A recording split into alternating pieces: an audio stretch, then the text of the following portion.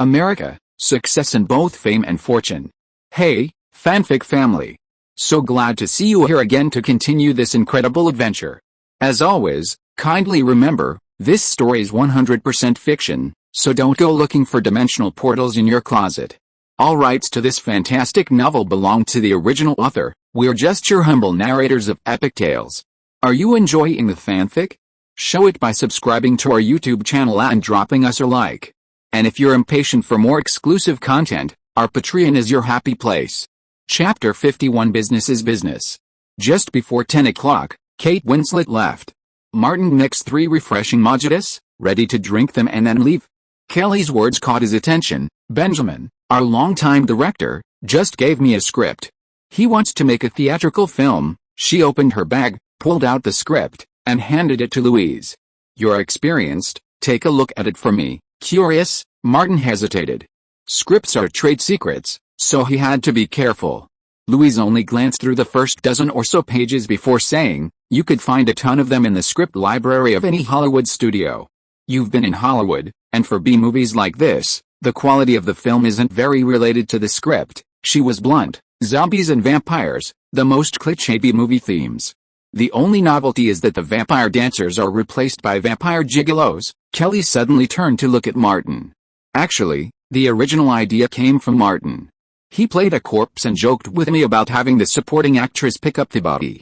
I casually mentioned it to Benjamin, and Benjamin, drawing on Martin's real-life experience working at a gigolo club, wrote the script. At this point, Martin had ample reason to interject. Kelly, shouldn't you give me a red envelope and some royalties? Louise was slightly surprised. You're truly multi-talented. You were even a gigolo, Martin corrected. I was the top bartender at a gigolo club. He then said to Kelly, did you tailor-make this script for me? I'm so touched. How can I thank you? Louise suddenly said. Penicillin can cure everything. Thank you for everything. Kelly didn't understand at all. What do you mean? Penicillin? What did you do that you dare not tell me? Martin and Louise smiled at each other and said nothing. You two bastards, Kelly cursed with a laugh, then added, to film this script effectively, it'll cost at least $1 million. The director's budget is discounted.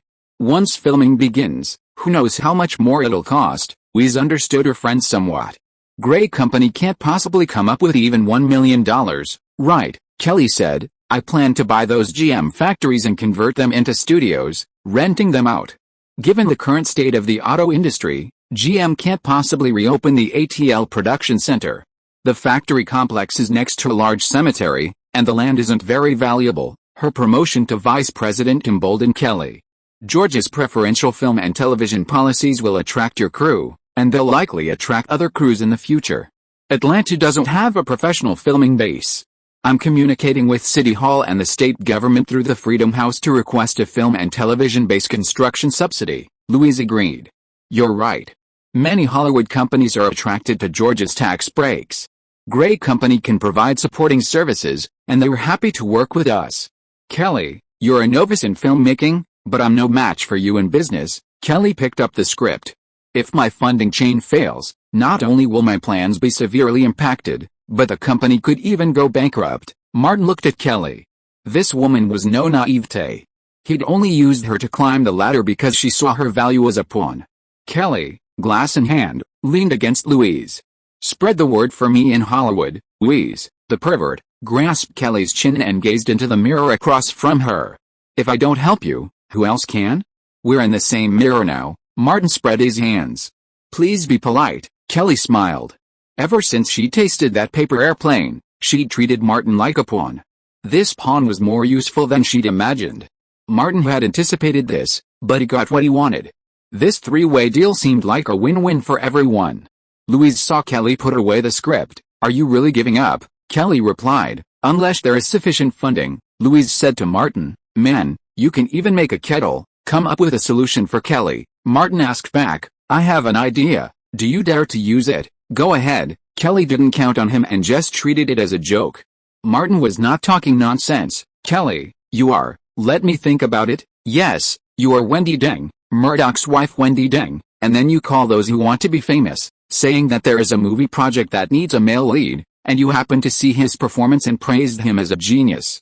You want to get involved and quickly transfer money. Kelly frowned. Such a low-level scam, Martin shrugged. You can't expect me to commit financial scams.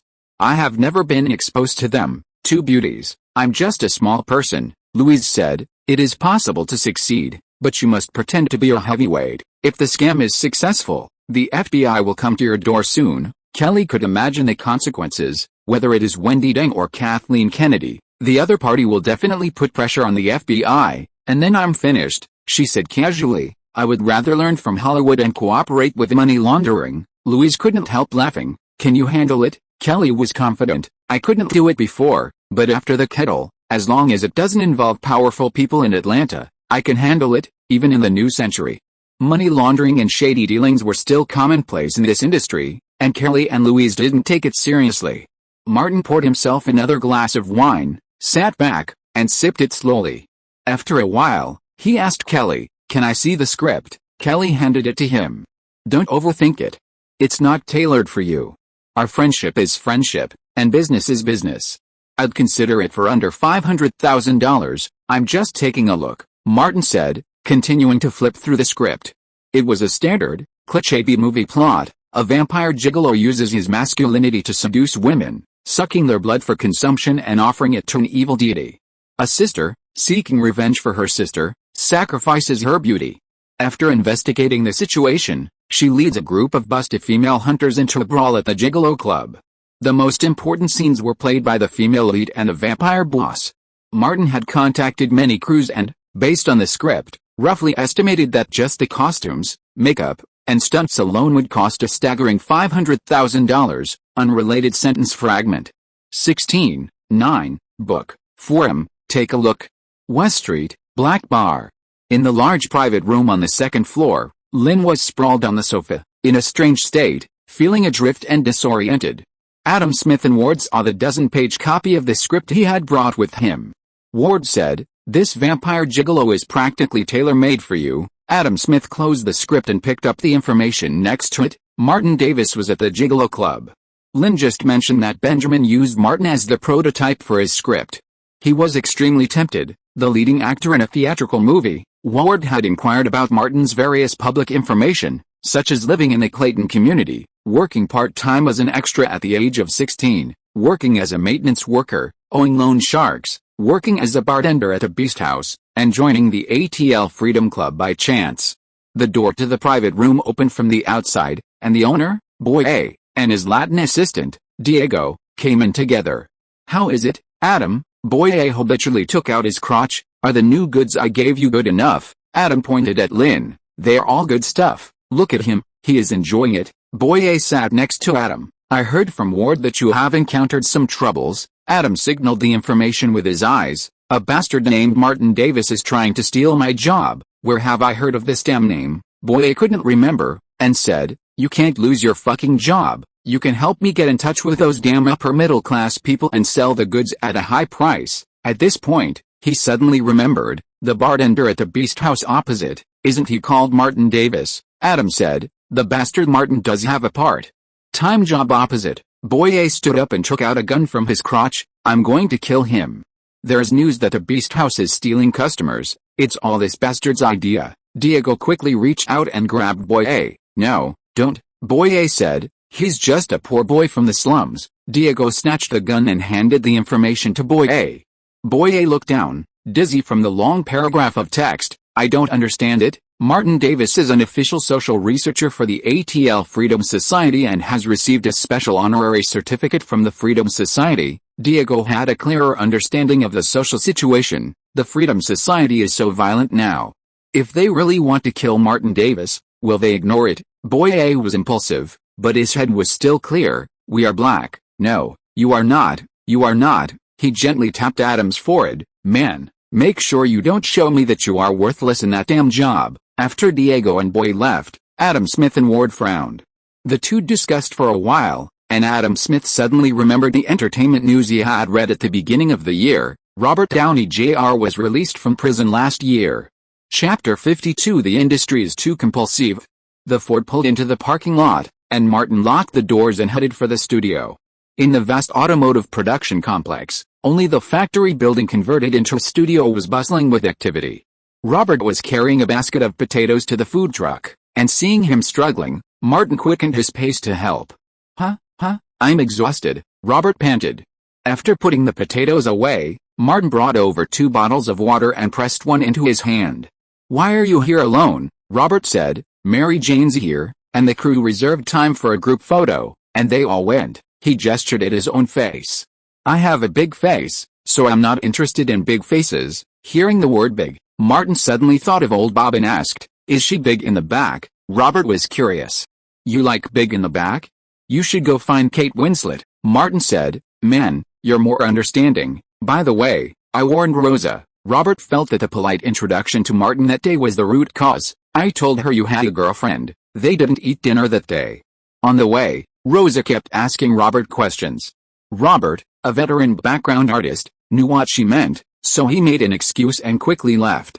Martin walked towards a makeup trailer. Thanks, the crew hadn't yet started working, and there was no one around. Martin knocked gently on the trailer door, and Kate Winslet's assistant opened it. Penny, I'm looking for Kate, he said. Kate Winslet's voice called out, let Martin in. Martin climbed onto the trailer and saw Kate sitting in a chair reading a newspaper. He said, a friend of mine is a huge fan of yours and wants an autographed photo. Kate smiled and said, you choose? Starting with Ruth, this had become a regular occurrence. She always brought a photo with her when she went out. Penny brought a photo album over and let Martin choose. Martin flipped through the pages and found a photo of Kate leaning forward with her hands on the table. He said, this one will do. Kate took it and quickly signed it. Thank you. I'll buy you a drink sometime. Martin put the photo away, intending to give it to old Bob.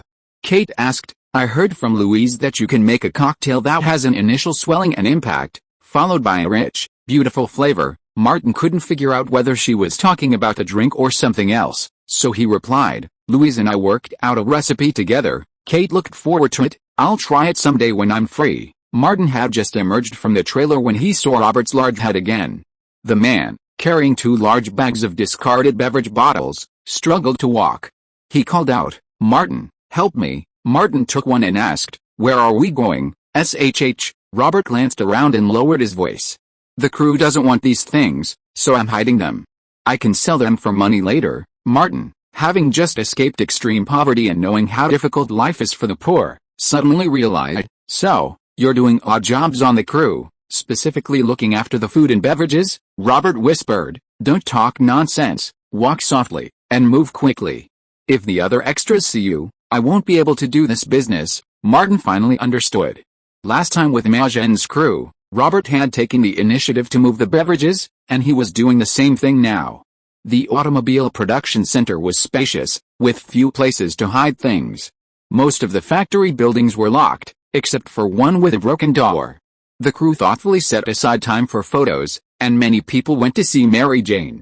Rosa wanted to go too, but Adam Smith stopped her. This was someone Adam Smith had chosen specifically.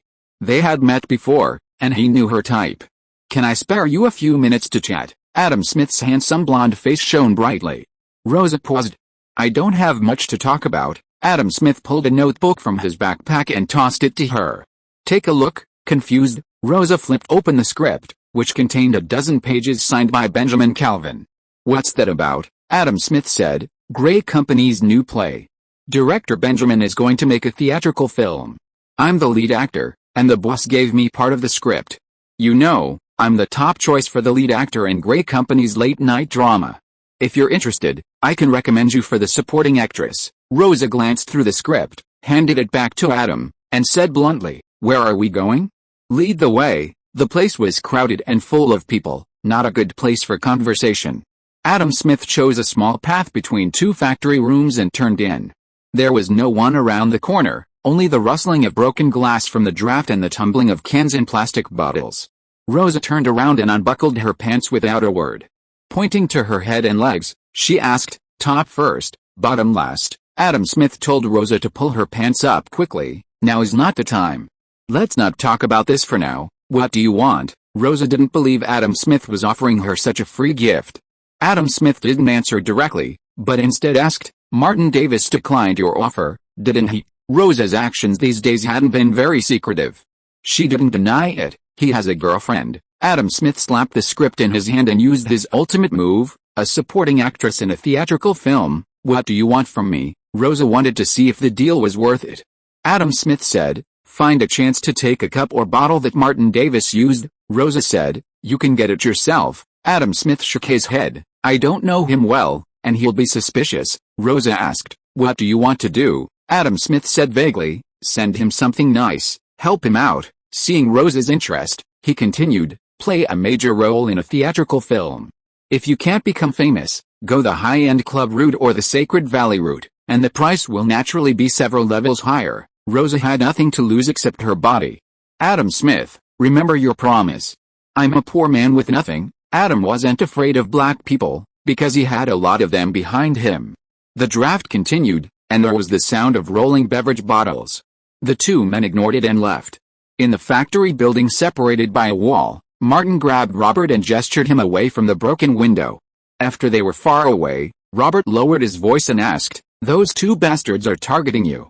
Let's go out and fuck them." Martin was thinking more about the script and the theatrical film. It was easy for him to think of the script in Kelly's hand. The industry is too ruthless. That bastard is already eliminating potential threats before the project even gets off the ground. Martin said slowly, "We've exposed this one, but will he do it again? You know Kelly. Using high-end resources for such a rotten thing." Martin shook his head. "If they used it this time, they won't work next time." Robert, a veteran background artist who'd seen a lot, said, "Man, you don't have a big head, but you're standing in Adam Smith's way. He's also standing in my way." Martin muttered to himself. "What are you doing with my used bottles and cups?" Robert had seen a lot of movies. "There's your biological sample on it, and he goes to kill someone and brings it to the scene to frame you." Martin looked at his big head and said, "I understand why your head is so big. It's because of that black hole." This stunned Robert. "It's full of my lucky stars." Martin had already considered it. He pulled out his phone and called a professional. "Old Bob, I've got a problem and I need your help. You stinking piece of shit. I won't do it for free. Don't worry, I've got something good this time." Martin quickly recounted the situation. Bruce said, "Great deal. Wait until I get there. We'll meet somewhere private." Seeing Martin put away his phone, Robert asked, "Did you call the police?" "It's no use calling the police," Martin said. "I called a street sweeper." While waiting, he pondered, focusing on the entertainment industry's nastiness. Suddenly, he thought, how did that big piece of shit get in there? Bruce arrived quickly, and Martin met him in a cemetery near the production center and shared his theory. "It could be a big deal. Let's wait and see," Bruce said. "Get me a pass that allows me to enter and exit the set normally." It was a simple matter. Martin asked Andrew to take care of it. Chapter 53 Coke Lucky Star. The sun rose, the temperature gradually rising. The actors in the makeshift makeup area waited for a long time, becoming restless. Ward looked toward the studio. "Can she do it?" Adam Smith unbuttoned 2 buttons of his shirt and said, "She's ambitious." Someone nearby shouted, "Ice Cokes are coming." Big Head, the daily drink delivery man, arrived with a cart, placing brand new cans of Coke on the table. The extras all reached for their Cokes. Ward brought 2 cans over and handed one to Adam Smith, who opened it and took a long, refreshing swig. Big Head reminded them, "Don't litter. Put the cans back where you found them." The extras were used to this guy always taking away the bottles and cans. After finishing the Coke, he put the cans back. Robert, wearing gloves, put them in a net bag. Ward and Adam Smith approached, casually placed the cans, and left. Robert collected the other cans first, then took out a new net bag and carefully stored the 2 cans. He pushed the cart back and around behind a car. Bruce was leaning against a car and asked, "Did you get it?" Robert handed him 2 cans. "What are you going to do?" Bruce said, "Don't worry, I'm a civilized person." Robert nodded. "Don't get me into trouble." Bruce pointed to a makeup trailer and said, "Martin's about to go into the studio." "Go ahead," he encouraged Robert. "Don't worry, I'll cover you from behind. There are dozens of guys outside the set. They'll rush in at the drop of a hat." Robert went to the food truck, brought back some new Coke, grabbed an empty can, and followed Martin into the studio from a distance. The crew began filming. Martin had his last scene of the day and left the dugout to enter the set. An empty can was placed on the small round table next to his chair. As usual, Rosa enthusiastically helped Martin put away his useless belongings, took the can, and headed towards the outside of the set. Robert, wearing gloves and carrying a net bag, collected the trash in the dugout. He took out his phone, dialed a number, and hung up after the ringing sounded. The shit went smoothly. A few minutes later, Martin returned to the dugout. Robert came up behind him and whispered, "She took it." Martin was curious. "Whose is it?" Robert said. "Some extras." Martin asked, "She didn't do anything else?" "No." Robert stared. "She only took the can," Martin exclaimed. "Man, you're my lucky star." Robert muttered, "I'm with you, so the luck goes to you, and the bad luck is all mine." Martin smiled. "Don't worry, you can't be unlucky forever." Elsewhere, Rosa left the studio and met Adam Smith. She handed him the can in a paper bag and said, "Don't forget your promise, just wait for the good news." Adam Smith quickly left and met up with Ward in a secluded area. The latter put on gloves, carefully opened the top of the can, and stuffed the plastic bag inside. "Everything we brought, give it to him." Adam Smith laughed. "He's caught red-handed, and with his biological sample on the packaging, I can imagine what's going to happen to him." Ward packed up and headed for the parking lot. Adam Smith deliberately kept a considerable distance from him, looking around as he walked. Bruce took in a car in the parking lot, his entire gaze fixed on it. He frowned. "Martin, that stinking piece of shit, how can he be a civilized person in this industry?" He realized something was wrong. Stinking shit is a perfect match for this rotten industry. Soon, the two men emerged from the parking lot and returned to their work on set. Bruce circled the lot, making sure no one was watching. He quickly entered, pulling out his phone and calling Robert and Andrew, who then inquired about Adam Smith's car. The rest, for a former street sweeper like him, was simple. His workday finished, Martin exited the makeup trailer and headed for the parking lot. He called Bruce again. "Old Bruce, what's the situation now?" Bruce had been watching the parking lot to prevent any accidents, and said, "No problem." Martin said, "I am a civilized man, a good citizen of Atlanta, and a recipient of the Freedom Society's Special Honor Certificate. I will never allow evil to happen before my eyes. Old Bruce, you must report them. We are irreconcilable with evil." Bruce wanted to raise his middle finger, but the person was not in front of him. "I have already reported it and will provide accurate clues immediately." He glanced at the tag and small camera sent by Robert and asked, "Why did you let me dress up as a reporter?" Martin said, "I don't trust the son of a bitch." Bruce asked, "You don't have a gun, do you?" Martin said, "No." "Then cooperate with the son of a bitch. As long as you stop the car, I will go over as soon as possible." Bruce said the truth. "You are not black, nor Mexican.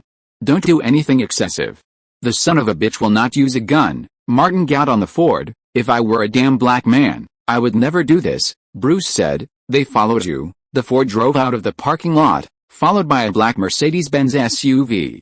In the car, Ward had just finished a phone call. "I called 911, a large can of cargo. This is a great achievement. The nearby patrol police will definitely come over to deal with people who have no money and power. They can find 100 legal reasons." Adam Smith asked, "One incident would be enough to finish him off?" Ward nodded. "The Liberty Society absolutely refuses to be involved in this kind of mess." Bruce followed the Mercedes SUV, dug through his address book, and dialed, "Lynch, the lead I told you about is confirmed. I've applied for an emergency search warrant. If I don't have one, I'll kill you." "I won't die even if you do," Bruce said briefly. "Those two idiots are carrying a lot of cargo. It seems to be some new stuff. They can't be your DIA informants." Lynch didn't dwell on the DIA informant and asked, "You won't harm me?" Bruce said, "We've fought the Brits together, and I took all the blame." Lynch asked, "Where are they?" Bruce answered and hung up. The three cars were wedged in traffic, heading northwest. Not long after, an APD patrol car, lights flashing, chased the Ford and signaled to stop. Martin was very cooperative and immediately pulled over. At the same time, Bruce stepped on the accelerator, overtook the Mercedes-Benz SUV, and stopped behind the patrol car. He turned on his camera and got out, then ran. Two APD officers got out of the patrol car. One of them fumbled around in the back of the Ford, his hand resting on his holster. Using the excuse of dangerous driving, he loudly demanded that Martin get out of the car for inspection. Martin complied completely with the APD's request, raising his hands and getting out. One APD officer checked to make sure Martin was unarmed. The other spotted Bruce, pointed at him, and shouted, "What are you doing?" Bruce held up his badge. "Reporter, I have permission to film." It wasn't uncommon for reporters to follow the APD around and film, so the two APD officers held back somewhat, since the car's owner wasn't black. One of them restrained Martin while the other searched the car. The Mercedes-Benz SUV stopped behind Bruce's car, and Ward and Adam Smith could see it clearly.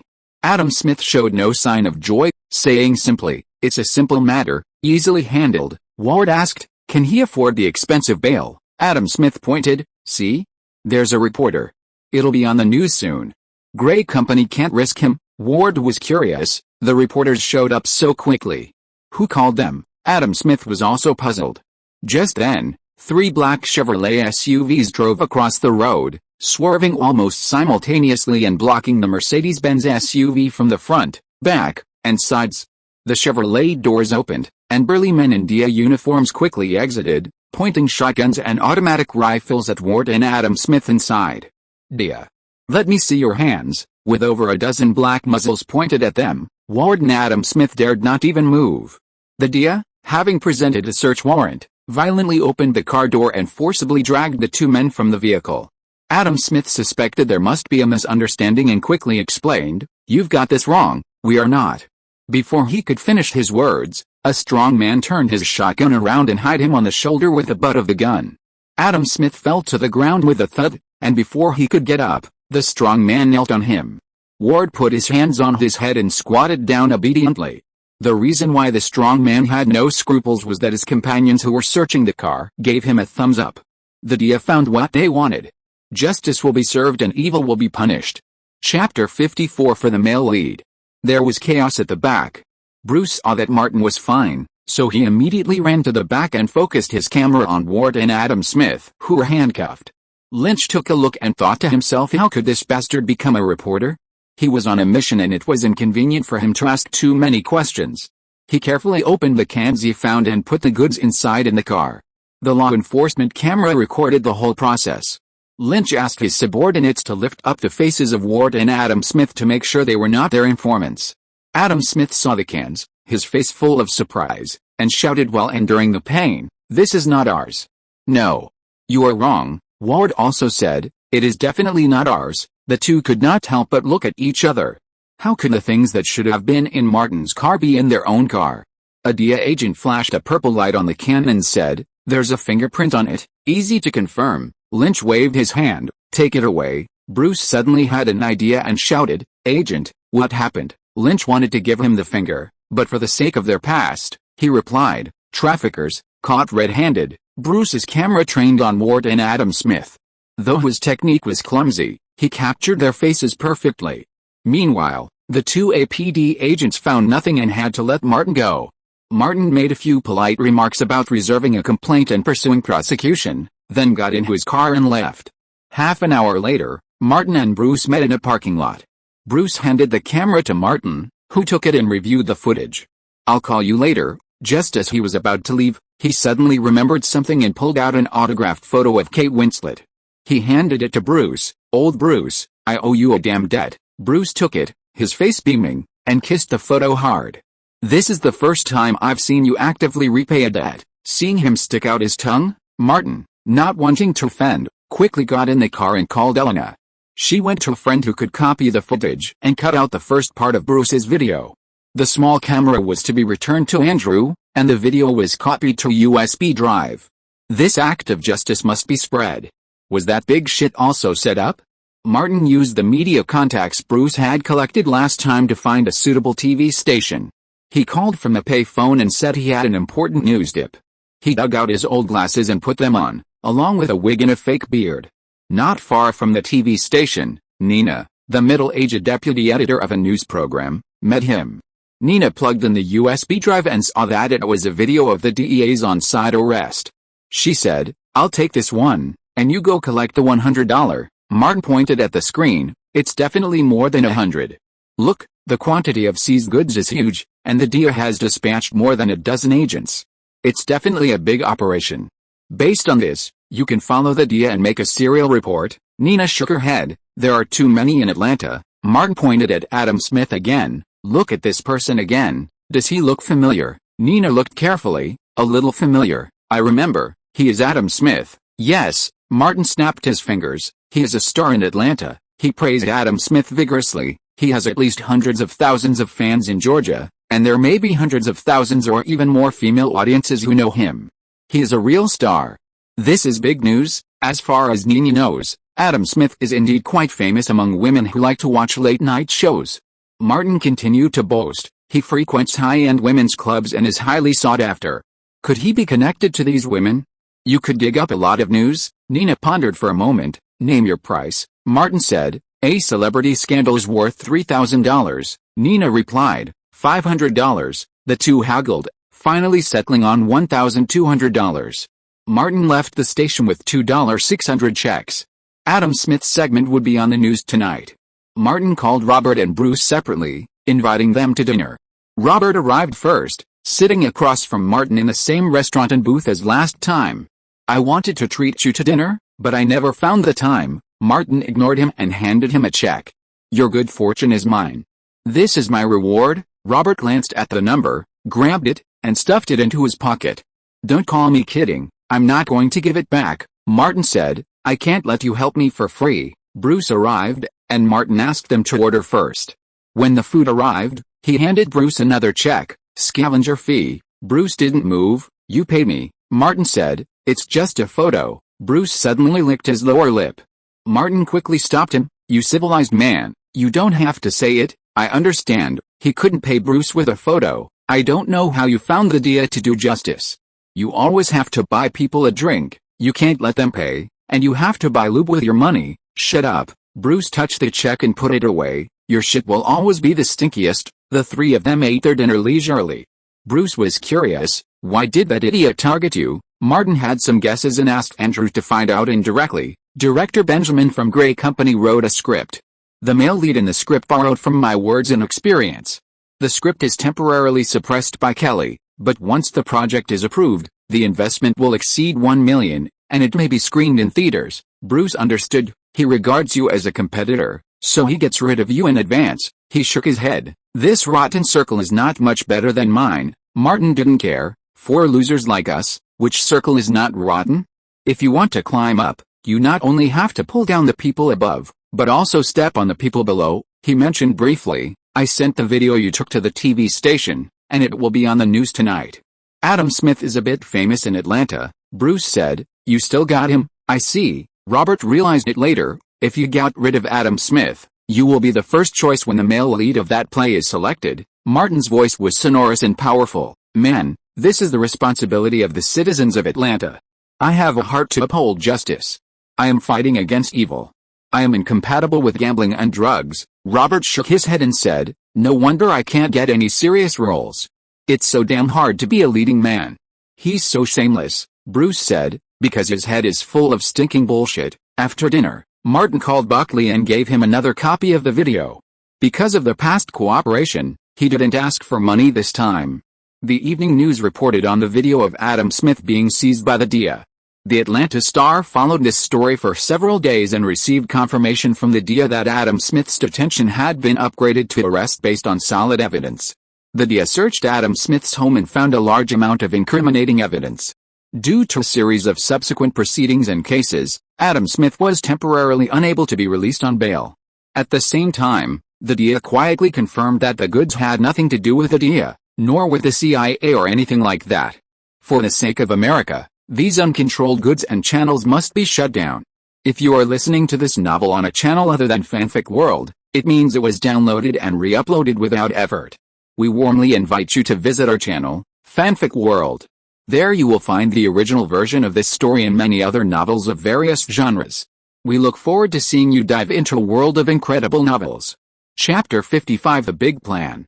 That morning, Andrew went to Gray's office to see Kelly Gray about the latest developments.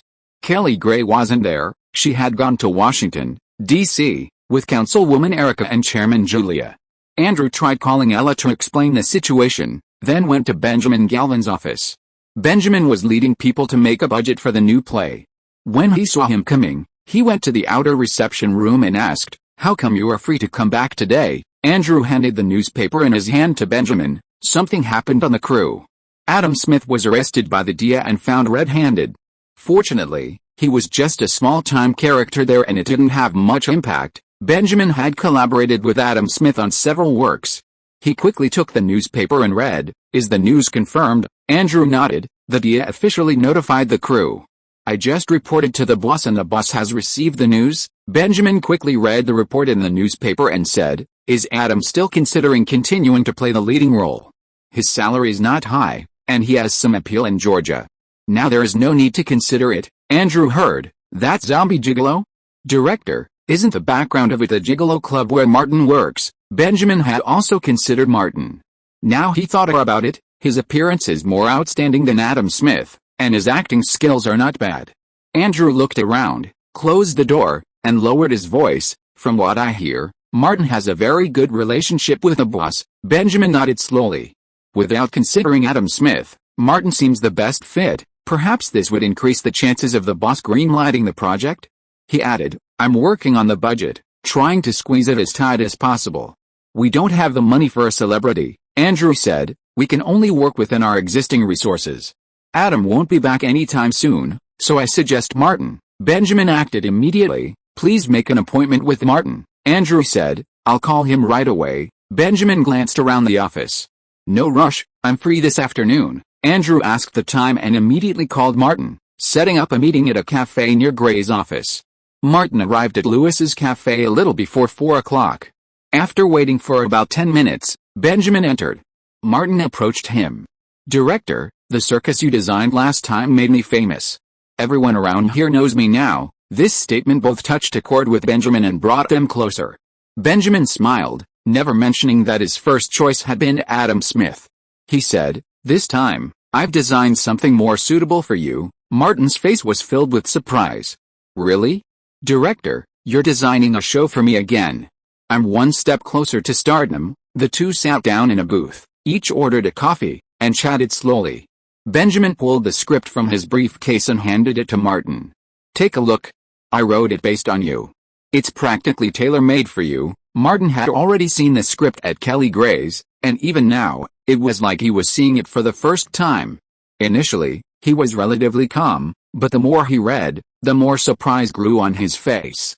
After reading a few dozen pages, he took a sip of his coffee and said excitedly, "Director, the scene is exactly where I used to work." Benjamin smiled and said, "When I was leading the team to write this script, I thought of you for the male lead, from your appearance to your background."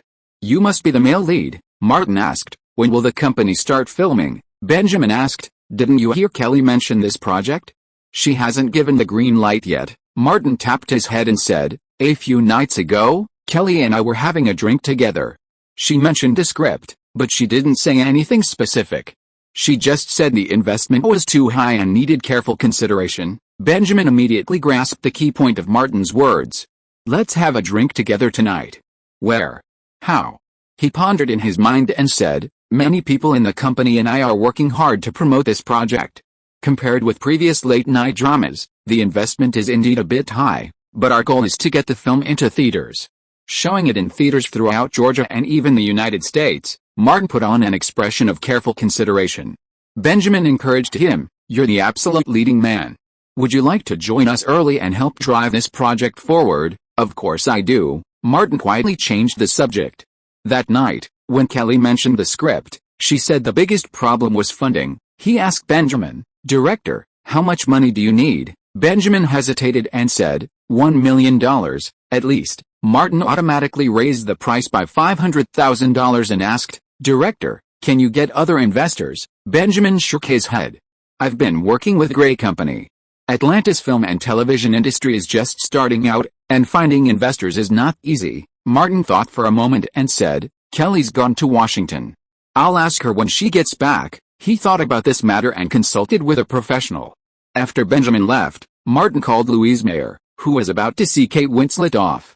She had to leave Atlanta for an urgent family matter. Louise deliberately asked, "Are you coming?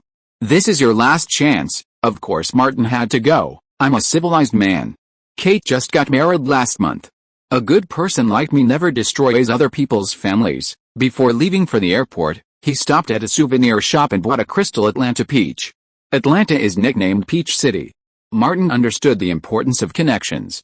Kate Winslet had just married for the second time in May, to Sam Mendes, an Oscar-winning director. Unrelated text follows, "No mistakes, no mistakes." No content, no book, no forum. Over half an hour later, Martin met Kate Winslet and Louise Mayer at the international airport. In the VIP lounge, Kate gave Martin a gentle hug. "Thank you for seeing me off. I love your gift." The artificial crystal peach in its transparent box was beautiful, with a line engraved on the base, "To my beloved, Ruth Dawson," signed by Martin Davis. According to Louise, Kate claimed she didn't care about the success of Titanic and was only interested in pursuing artistic achievement, but in her heart, she considered it the greatest achievement of her life. Kate sincerely invited Martin, "Whenever you come to London, please come to my house." Martin replied, "If you don't treat me, I'll come to my house." The flight boarded, and Kate Winslet boarded the plane, leaving Atlanta. Louise didn't return to the set, but instead asked Martin to go with her to the hotel. Entering the suite, Louise kicked off her high heels and walked to the bar in her stockings. She poured 2 drinks and, before Martin could join her, took a long swig herself. Martin said with concern, "Drink slowly." Louise pushed another glass toward him. "I'll be back in Los Angeles soon, planning to spread the penicillin formula widely. I'm going to call it Louise and Martin's penicillin." "Louise's penicillin is more appropriate," Martin said, unconcerned about letting Louise monopolize the fame. He traced his finger across Louise's lips. "Because it heals the soul of Louise, the alcoholic and womanizer. Cocktails based on other alcoholic beverages can't be patented, and the formulas aren't worth much.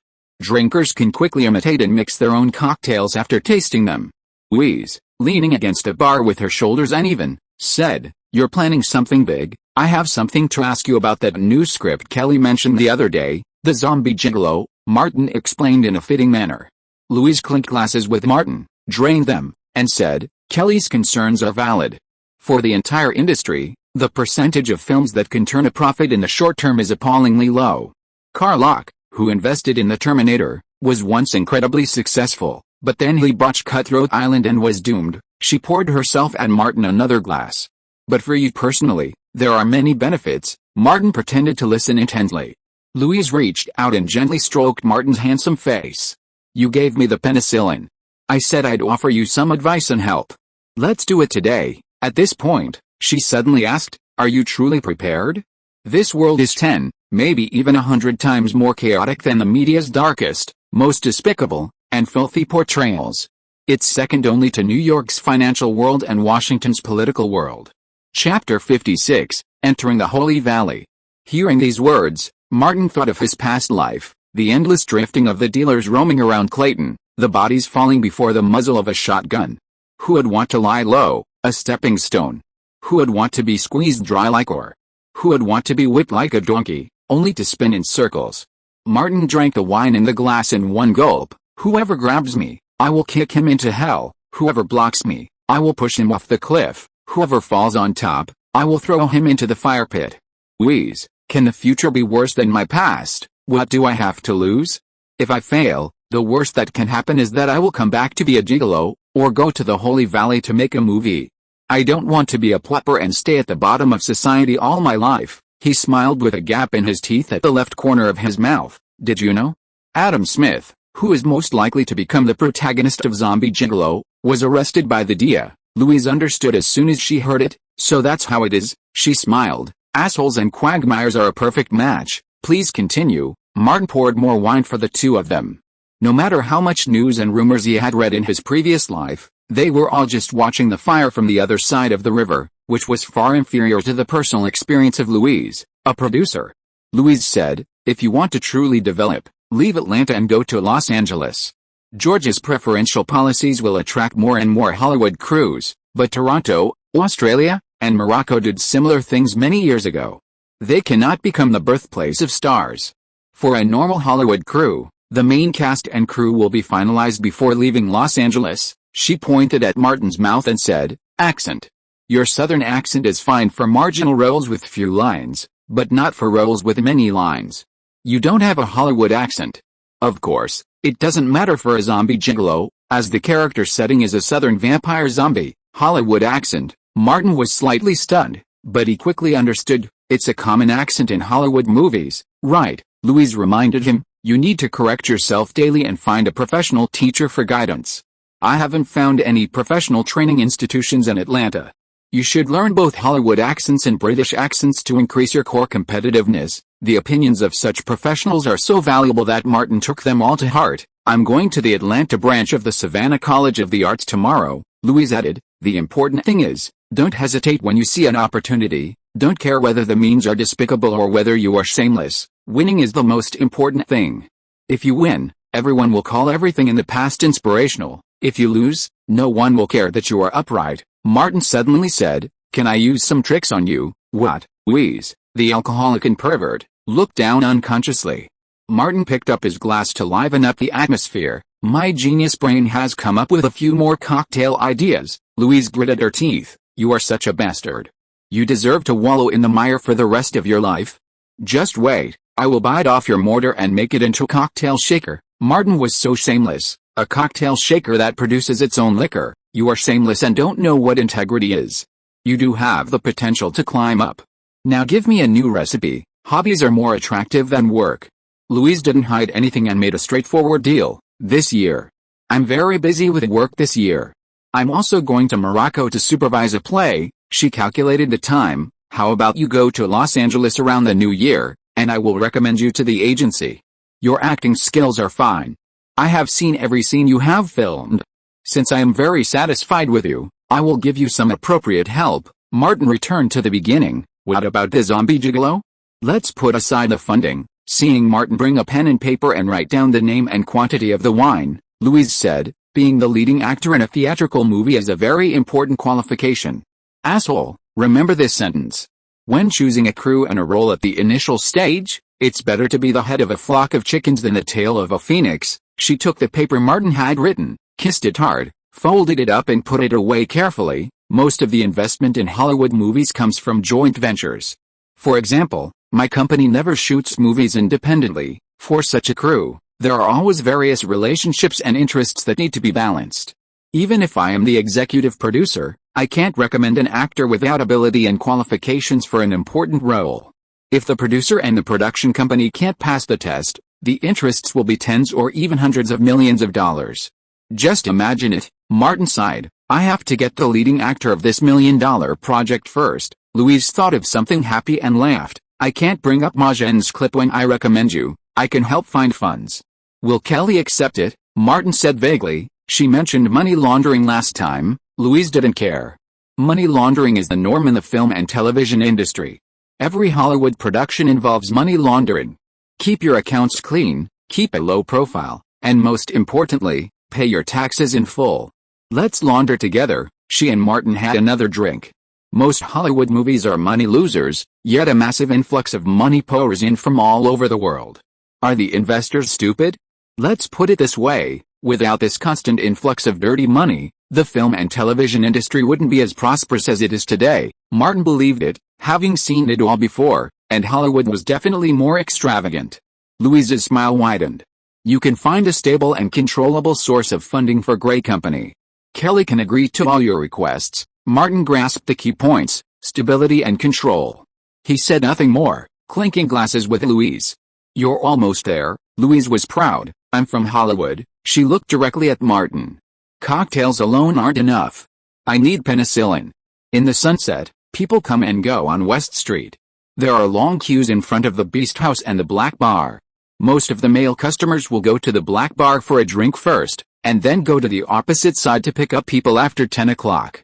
The bar had not yet opened, and Poet was supervising his men moving the wine when he suddenly received a call.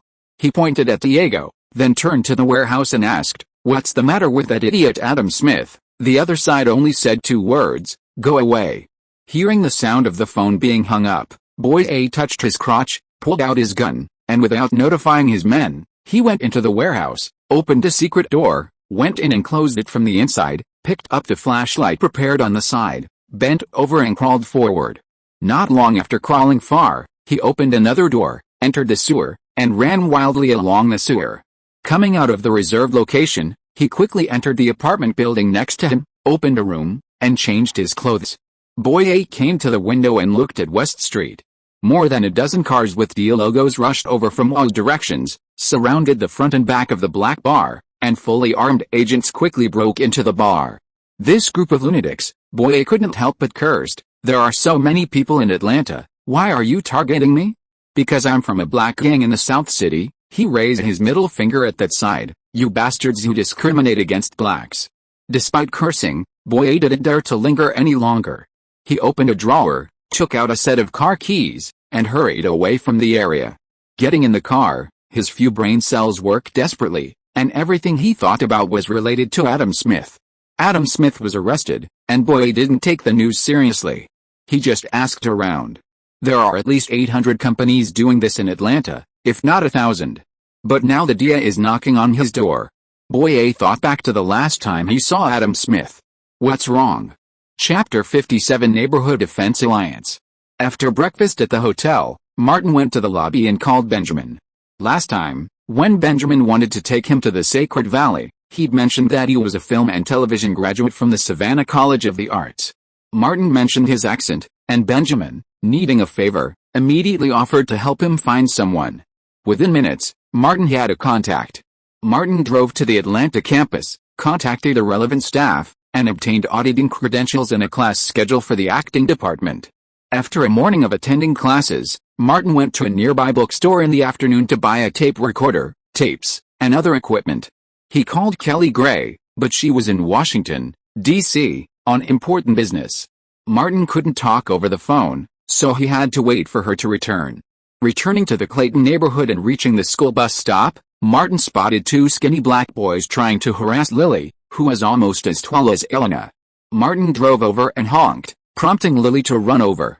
The two skinny black boys, however, were determined to catch up. Martin pulled a sawed-off shotgun from under the passenger seat, and the two black men turned and ran. Lily got in and grabbed the gun from Martin. Martin put the gun aside and said, "Have Harris pick you up from now on. Give me a gun." Lily pulled a knife from her bag and said, "I'll have those bastards keep an eye on you." Of course, Martin wouldn't give it to her. Back at the Carter's house, Elena was still practicing bartending. Martin explained what had happened. Elena said, "Harris, you'll be responsible for picking Lily up from the school bus stop from now on." Community security had been deteriorating recently. After dinner, no one wanted to go out, everyone busy with their own things. Martin put on headphones and listened to recordings to practice his accent.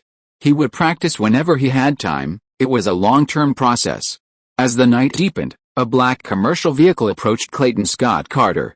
He lay in an odd position on the seat, occasionally glancing out a window. The street lights were all out, leaving it pitch black. In the moonlight, he saw two black men running out of an alley, robbing a hapless man. The car drove a short distance and stopped when the driver yelled, "We're here. Get out." Scott shuffled out. Even after taking 2 painkillers, the pain was still there, and he could only move forward with the splayed gait. He reached the store door and struggled to lift the shutter. He entered. From the previously pitch-black shadows, 4 black men in black clothes ran out and rushed into the store before Scott could close it. Black guns were pointed at Scott's face. Scott was stunned. These black men from South City were truly skilled at using their talents. The bold black man holding the gun said, "If you don't want to die, show me all your money." Another black man then pulled down the shutter. "We have plenty of time." Scott raised his hand. "Don't shoot. I'll pay you. I'll pay you." Money was more important than life. He gave away the money he'd earned tonight before it even warmed up. "That's only a few bucks," the gun-wielding black man said. "You've been treating people to dinner at the bar lately, and you're still saying you've made a killing. Are you kidding me with just a few $100? Scott said. "No more. Seriously, search," the bald black man commanded. And the other 3 black men rummaged through the drawers. The night was long, and the black men had long been targeting Scott, searching every corner of the grocery store. With guns pointed at his head, Scott didn't dare move. The store wasn't big, and the black men quickly unearthed several wine boxes, stuffed with bills of various denominations. Scott trembled, unable to do anything. The black men opened the shutters and disappeared into the night. Scott didn't even dare call the police. His store was overflowing with stolen goods of unexplained origin. My money. My money." Scott's legs gave way, and he sat down on the ground. Then he jumped up again. "My ass." In the morning, at the Carter household, 5 people gathered around the coffee table for breakfast. Martin looked at Harris, who had just removed the cast. "How did you do on the sets?" Harris, knowing Martin didn't know the exact score, said, She did well, but her social practice isn't very good. She'll have a better chance of success at a public university. Martin asked, what about tuition? Harris had already considered it. Student loans. Lily suddenly interjected, you'll never be able to pay it off until you retire. Elena pulled the lottery ticket from her pocket, compared it with the results in the newspaper, cursed, and threw it in the trash. Martin asked, didn't win. Lily preemptively said, she's always had bad luck. Mr. Wood came in, grinning, you're all here. Elena quickly tossed a kettle under the coffee table. Wood, what's up? Mr. Wood sat down on a chair. There's been a lot of robberies around the neighborhood these days. We called the police, but there's been no response.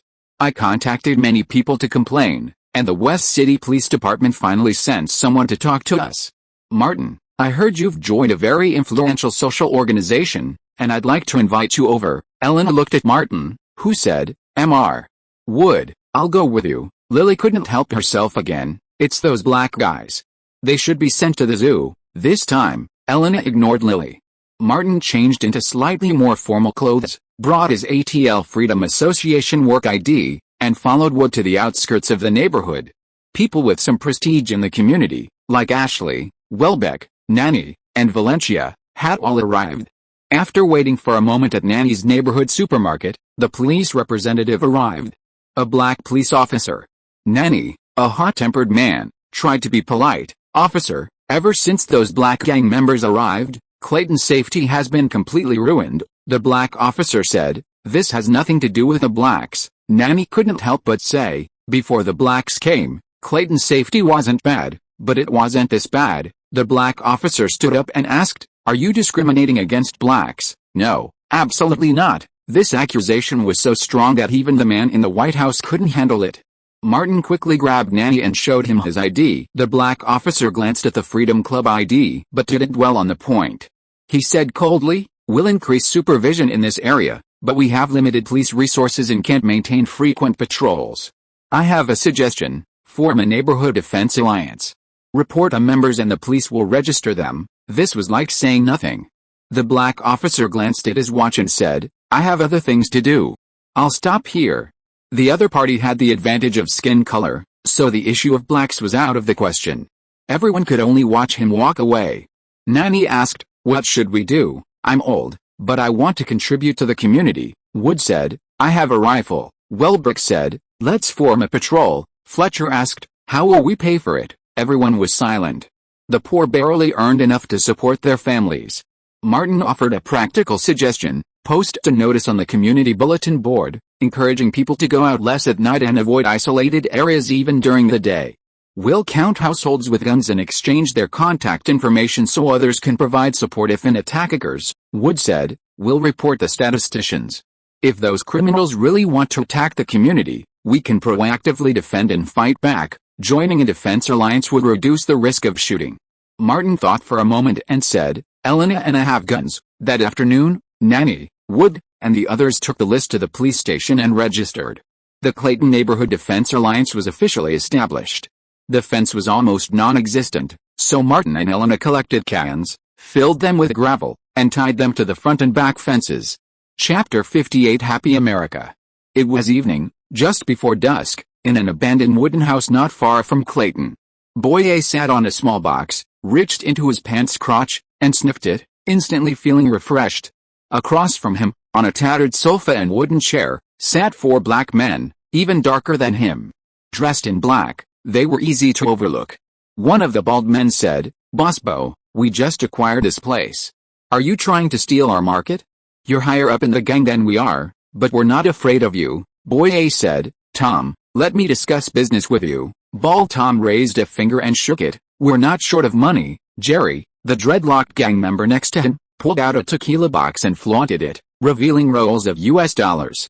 Boye stood up, opened the box, and kicked it over, spilling out numerous rolls of $20 bills. Come with me and take out that piece of shit in the Clayton neighborhood, he said. This is all yours, Tom asked. Who's that piece of shit? Boye remembered the information Adam Smith had gathered and had asked his APD acquaintance about what happened that day. He had a guess. And then there was the incident of the customer robbery after 10 o'clock. With all the old and new grudges, who else should he take out if not that piece of shit? He said, That guy's a small-time actor. He seems to have some money. Let's go together, catch him and take whatever we can get him for." Spike and Butch, the two black men, were tempted to agree. Tom, who was a little more thoughtful, stopped them and asked, "Does he live alone?" Boy nodded. "He rents a place." Jerry, with dreadlocks, leaned over and whispered in Tom's ear, 5-1, "We have the advantage." Tom glanced at the money on the ground, then at the tequila box. The gap was quite large. Doing what he excelled at, what practically penetrated his soul, he gave it no more thought and said, "We'll take this job." Boy smiled and pulled out his M1911 to check the magazine. The other four also readied their pistols. Tom glanced at Boy's clothes and handed him a set of black. "Put these on, we're the kings of the night." Boy immediately changed. Black skin and black clothes, a perfect match. Inside the Clayton neighborhood, a few dim streetlights still lit, providing a sense of peace compared to the pitch black outside. Martin, dressed in shorts and a shirt, checked the doors and windows one by one and returned to the sofa. The shotgun was within easy reach under the coffee table. The bedroom door creaked, and Elena sneaked out, leaping up and throwing herself at Martin. Martin had just made a move when he heard the bedroom door slam again. He instinctively turned his head and caught Lily's face. "Fuck," Elena noticed too and turned back angrily. Martin casually pulled something from under the coffee table and threw it at Lily. A pink kettle slammed against the door frame.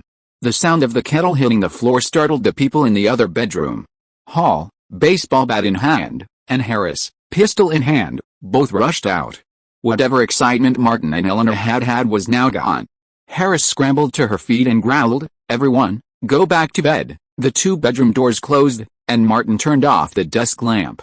He covered himself with a blanket, and for an indeterminate amount of time, he was dreaming of single-handedly taking on 3 women, when he suddenly heard the rattling of cans.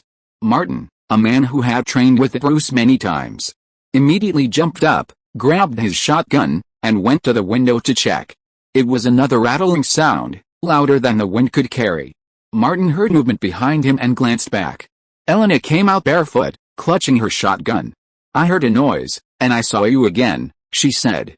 Martin told her to hide behind the masonry support wall. He looked outside. The streetlight was a little far away, and it was pitch black outside, impossible to see anything. Elena felt a chill and couldn't help but ask, "Did James crawl out?" Martin faintly heard voices and was about to distinguish them when a scream erupted. Followed by a familiar curse, "Who the hell dug that trap? And put nails in it?" Of course, it was Hall who had dug the trap. Martin decided to scare off the people over there and shouted, "Who are you? Get out of here. I have a gun." Before he could finish his words, he heard gunfire and instinctively cringed. Someone outside had fired shots at the sound, but in the dark, who knew where the bullets went? "That's that bastard," the familiar voice shouted again. "I've seen him in those late-night scenes." That was his voice. Martin glanced. It was pitch black outside, and he had no idea where the person was. He raised his shotgun and, following the direction of the sound, fired a shot through the open window. Bang! The sound of gunfire completely shattered the night silence. "Fuck. Kill that bastard." A burst of gunfire rang out, but fortunately, it was all pistols. Elena fired another shot from another window, sending the bullet soaring into the air. Martin yelled at her, "Don't show your head. Don't let the 3 idiots in the house out. Call Wood and the others, and have the neighborhood alliance come quickly for support." Rather than calling the police and hoping for the delayed APD, it was better to rely on the newly formed neighborhood alliance. Elena took Martin's phone and called Wood and the others. They had been awakened and immediately promised to come to the rescue. The gunfire outside paused.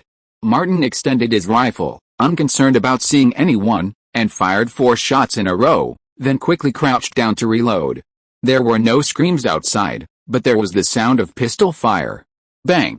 Bang! Gunfire rang out in the distance, and the neighborhood alliance was in full force, firing over a dozen shots. "Go!" The man outside wasn't stupid. "Boyette, there are more of them. Get going!" The voice roared. "Tom, don't call me by my name. Are you idiots?" "Jerry, I twisted my ankle. Come help me." The cans rattled again, and Martin fired again, unleashing 5 rounds in a row. "Ouch! My ass!" Martin luckily hit one with a shotgun. More gunfire rang out, and someone outside shouted, "Go! Leave Boyette alone, his ass is ripped open, he can't get away." Martin reloaded his gun and waved at the three idiots who had opened the door to peek. "Get back. Don't come out here looking for death." Harris told his younger siblings to go back to their rooms, while he, gripping his pistol tightly, stood guard at the two-bedroom doors. Outside, the sound of car engines blazed, and the headlights of several vehicles illuminated the road in front of the door. Nanny's voice boomed, "Martin, Elena, you two bastards are still alive, right? Playing it safe." Martin remained hidden, shouting back, "We're fine." "I think I shot a son of a bitch," Valencia shouted excitedly. "Look, there's a black guy with a ripped ass over there." "Martin, you blew his back door," Martin boasted. "My marksmanship is so good, 1 against 2, 1 against 3, it's no big deal." Wood then said, "Come out, we're all right." Martin peeked out, opened the door, pointed his gun toward the sky, and walked out. Wood warned, "Don't run around. Secure the scene." He unified the story, saying, "Blackie attacked the community residents, and we were forced to defend ourselves." The others roared in agreement. Tonight's debacle had made them feel threatened, and they would be more united in the near future. Wood called the police again, went to see the black guy, and said, "Natural camouflage, born criminal." Martin approached the fence and saw the black guy groaning in pain. Black skin, black bald head, black clothes, no wonder he couldn't see anyone. This natural advantage was too great. Looking again, Martin realized he knew Boy A, the owner of the black bar. "You bunch of rubbish, don't be too happy too soon." Boy A's butt was bruised, but he was still swearing, "The South City gang will not let you go." Martin turned the butt of the gun and hit Boy A's mouth hard. "Fuck you, idiot." Most of Boy's teeth flew out, and he spoke with a leaky sound. Martin shouted, everyone saw it, "He fell down by himself." The others laughed and echoed, "Yes, he fell down." Chapter 59, Hiding for a While. At 10 o'clock in the morning, Martin, Elena, Wood, and the others emerged from the West City police station and gathered at the entrance. "Did we give you any trouble?" Wood asked. Martin remained calm. "We were acting in self-defense, and we were registered members of the neighborhood patrol." He glanced around and lowered his voice. "Black officers are a minority, after all." Nanny said, "Martin, that shot was spot on. That black, that idiot, you're not going to be able to poop normally for the next few months." Martin knew how to get along with these people, and he boasted, "If I weren't so young in 1996, I would have won an Olympic shooting gold medal no matter what." Elena said, "Unless the targets are all butt-shaped." The people from the neighborhood burst into laughter. "Guys, we didn't get enough sleep last night because of me," Martin said loudly, knowing how to behave. At noon, Clayton's bar, "It's my treat. Plenty of beer." He spotted the bar owner and said, "Reese, big business is coming. Go open the door." Nanny gave Martin a thumbs up. "You're a nice guy," Martin said to Wood. "Call everyone who didn't come to the police station. Don't leave anybody behind." Wood pulled out his phone and made a call. The group headed to a bar near the neighborhood. Martin asked Elena to drive while he called Old Bull and asked him to come out for a drink. Elena asked, "What exactly happened?" Martin thought for a moment and said, "That bastard came after me. How should I put it? It's the after effect of making money. When I was in the Beast House, I won 2 high bonuses. The club's customer base skyrocketed, affecting the black bar across the street. He is the owner of the black bar and a dealer from South City." Elena said, "You promised me not to touch those things." "No, I haven't touched it. I am incompatible with drug forces. I just found out that I reported one of his brothers." Martin roughly described what happened in the past 2 days. "There is an important role in Grey Company, and I am one of the candidates. The guy is worried that I will threaten him and wants to frame me." From what Boy said, the idiot has a connection with the black bar. Elena only said one sentence, "The entertainment industry is so fucking bad." Martin held up 3 fingers. "Someone told me that there are 3 worst, darkest and smelliest circles in the United States: Hollywood, New York Financial Circle, and Washington Political Circle. Compared with the latter 2, Hollywood can barely rank 3rd." When they arrived at the bar, Reese had already opened the door, and 20 or 30 people gathered in the bar drinking. A simple stout and some snacks wouldn't cost much, but Martin's actions were universally applauded. Several men sat around bragging, dirty jokes flying everywhere, some even making fun of Martin and Elena. Elena had 2 drinks and was about to leave. Martin ordered a few snacks and told Elena to take them back, give Hal an extra portion. That idiot's a master at setting traps. He can trap his own family as well as the bad guys. Not long after Elena left, Bruce entered the bar, looking tired. Martin beckoned him over, ordered a beer, and asked, "Are you tired?" Bruce took a long sip from his beer and ate a piece of chocolate.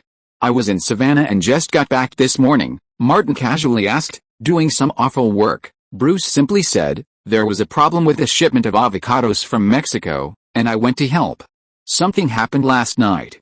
Boy A, the owner of the black bar across from the club, suddenly came to the neighborhood with a few black men and attacked me." Martin recounted the incident. "I haven't been in the club these 2 days. Wait a minute, I'll call and ask." Bruce took out his cell phone, found a secluded place, and made several calls in a row. The last call was to Lynch. After he understood the situation clearly, he hung up. He came back and said to Martin, "Adam Smith got the goods from Boy A. The DA raided a black bar the night before last and arrested everyone except Boy A. Maybe Adam Smith mentioned you to Boy A, and Boy A wanted revenge." Martin nodded. "I shot Boy A in the ass." Bruce clinked glasses with him. "You are such a civilized man," he still praised. "Good shooting." Martin told the truth. It was a dark night and the target was black.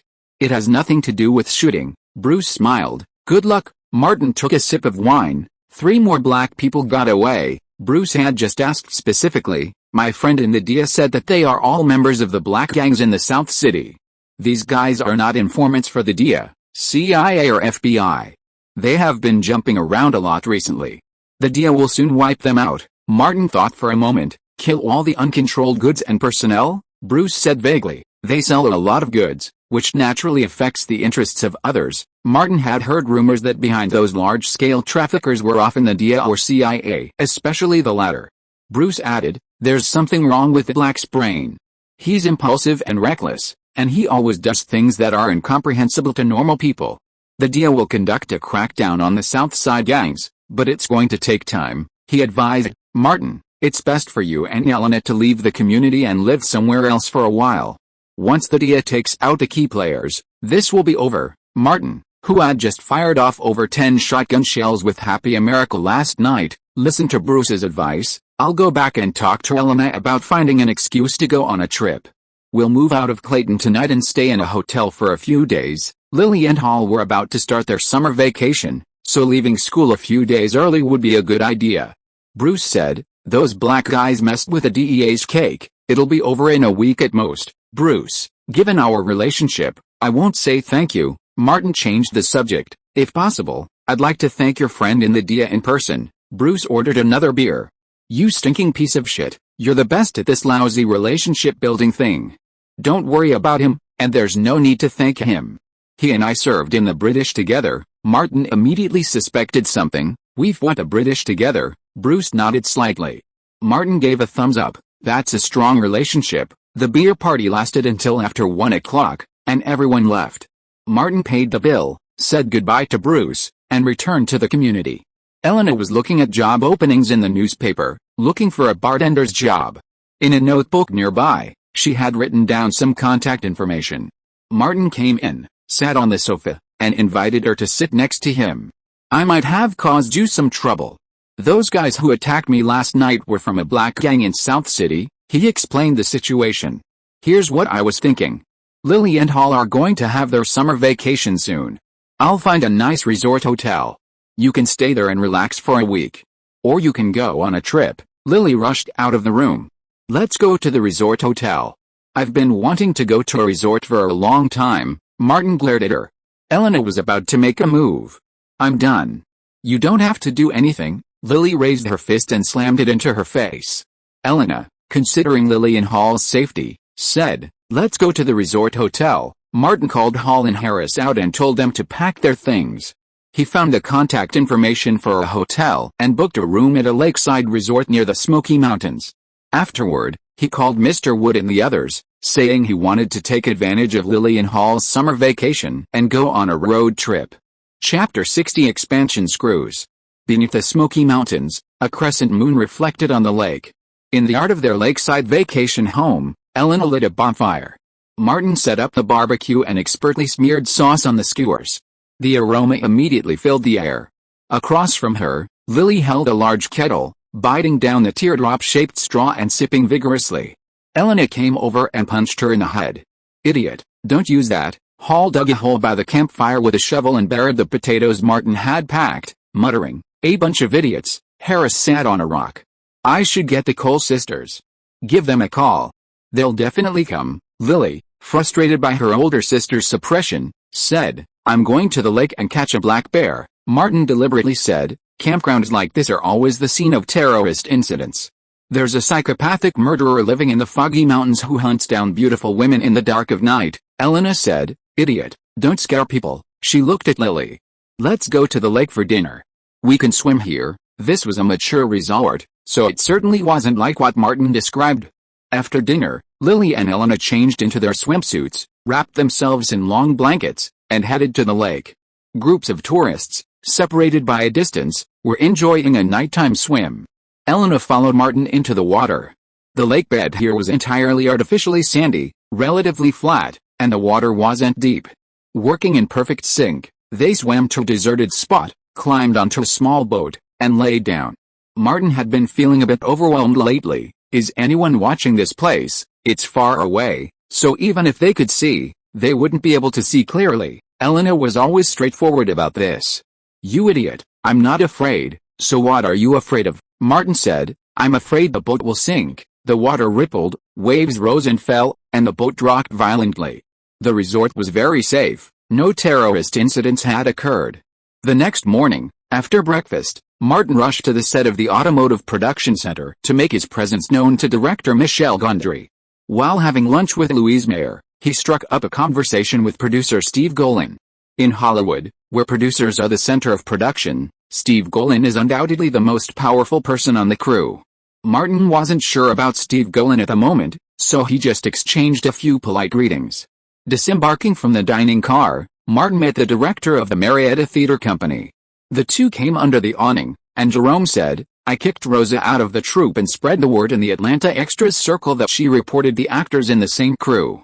She will not be able to mix in this circle in the future, he explained simply. There are too many drug users in this industry, and no one wants to have a time bomb around them. Martin said, Captain, you've taken the trouble. Jerome had the authority of a captain. If you bully my members, you will pay the price. Martin knew that Jerome went to so much trouble to do all this because he could get something in return from him, and he looked very concerned. Is everything okay with the crew? The cooperation is good. Jerome saw a bright future. With the first cooperation with the Hollywood crew, there will be a second time, and the first time is the hardest. He was afraid of being forgotten. Martin. Robert Patrick said that he will always be a member of the Marietta troupe. Martin said solemnly, me too. Jerome pulled a card from his pocket and handed it to Martin. This is Robert Patrick's contact information in Los Angeles. If you're going there, it might be helpful. Martin excitedly took it. Captain, if you ever leave Atlanta, let me know. I'll call him and explain your situation. Jerome added a pun. People in the Marietta company should help each other. Martin agreed. No matter where I go, I'm a member of the Marietta company. Jerome gestured to the office next to the studio. I'm going to talk to Andrew. As they walked away, Martin looked down at the card. It contained only a name and a number. Clearly, it was private contact information not accessible to the average person. Robert came over, his head swiveling, and said, the leader came to me this morning and said he's not going to charge me dues anymore. He asked, are you speaking up for me? Martin pointed to his head and said, the leader has a lot of ideas. I don't need to explain. Robert was no fool. I should say thank you. $300 a month is a lot of money for me. Martin replied, you're my lucky star, Robert. If I ever make it big in Hollywood and compete for a big role, I'll definitely ask you to come over. It was just for a feng shui. He mimicked Harris's way of speaking. With you here, my chances of winning increase by 60%. Robert didn't mince words with Martin. Help me find a role with lines, and yes, with some frontal scenes. Unlike you in this film, where you have a lot of lines but few frontal scenes, Martin replied, don't worry, if I get the chance, I'll definitely find you a role with lines. A veteran extra like Robert had basic acting skills, but the lack of competition for speaking roles was more due to other issues. That evening, Martin invited director Michel Gondry to a fancy Atlanta restaurant in the Peachtree Center. The crew had been filming for over a month and were nearing completion in Atlanta, preparing to return to Los Angeles soon. Michel Gondry had a favorable impression of Martin, as they had so much in common regarding their stances on the British. Networks are built bit by bit. They might not be useful now, but who knows when they'll be useful in the future. 2 days later, Louise Mayer was also leaving Atlanta. The night before her departure, Martin visited her hotel and made her a special drink of expansion screws, made from a modified slow-speed screw. Countless bubbles burst as the wine entered her mouth. Louise Mayer said, "Martin Davis, how many new cocktails do you know? You bastard, you are playing with the heart of an alcoholic." Martin's face was full of grievance. "It seems that you are playing with me. You are a high-ranking producer, and I am just a small actor. Let me think of which word is appropriate. Yes, you are taking advantage of me." Louise didn't want to talk to this trash. She was silent for a while before speaking, "And Kelly, that bastard, no one knows me better than her, so she specially prepared a bastard like you. You are a pair of dogs and bitches." Martin seemed not to hear and continued, "The expansion screw is my parting gift to you. I have given you the formula. Louise's expansion screw will surely leave a heavy mark in the history of cocktails." When the room finally quieted down, Martin asked, "Are you going to Morocco?" Louise nodded. "Take a week off in Los Angeles and go to Morocco. There's a crew there. Don't think about it, I won't use you. You haven't passed the accent test yet." Martin knew not to rush. "I have to deal with a zombie gigolo first," Louise said. "Use all your skills to win your first leading man in your life. Compared to Hollywood, this is just a small game." Chapter 61 The Middleman. Grey Films was busy for nearly 2 weeks, and Benjamin Calvin got the preliminary budget for Zombie Gigolo. $1.2 million. Benjamin almost collapsed when he saw the number. "I told the boss that it can be done with a maximum of $1 million, Prowse, the leader of the budget group, said. "Ben, you require costumes and props on point, special effects, and a lot of action scenes. It will take 4 months from the early preparations to the completion of post-production in time for this year's Savannah Film Festival. $1.2 million cannot be less." Benjamin slumped down in his chair. "The boss will never give the green light," Prowse whispered. "There is another way. Shoot according to the old model and make a late-night show." "Late night show? I'm fed up with stupid late-night shows." Benjamin stood up. "I want to make a theatrical movie, a movie that can be shown in theaters, even if it's only shown in Georgia," Prowse said. "I have no other choice, unless you can get investment from outside." Benjamin threw the budget report on the desk. "Where can I get investment?" "Sell my ass." Prowse picked up the budget report. "Then there is only one way. Find a way to convince the boss." Benjamin remained silent until Prowse left, then picked up the phone and dialed Martin. "Martin, it's me, Ben. How's things going over there?" Martin replied, "Kelly's going back to Atlanta tomorrow, and we need to discuss some things in person." Benjamin asked, "How confident are you?" In the bar, Martin put down his newspaper and said, "Director, is there a new situation?" "The preliminary budget is out," Benjamin said, like a man after a major setback, completely exhausted. "At least $1.2 million. This was slightly less than Martin's estimate of $1.5 million. He paused, giving Benjamin a sense of embarrassment, before saying, "Well, I'll figure it out." Benjamin replied, "That's the only way." Martin put away his phone. The bar's music played softly. Elena stood behind the bar, talking quietly with a middle-aged female owner. The middle-aged female owner had tasted a few of Elena's drinks and approved of her technique. Not long after, Elena hurried over. "Let me tell you something," she quickly corrected herself, dropping the usual profanity and speaking as politely as possible. "Mary has decided to hire me. I'll make $7 an hour, tips are personal, and you can start today." "Congratulations," Martin said, standing up and hugging her.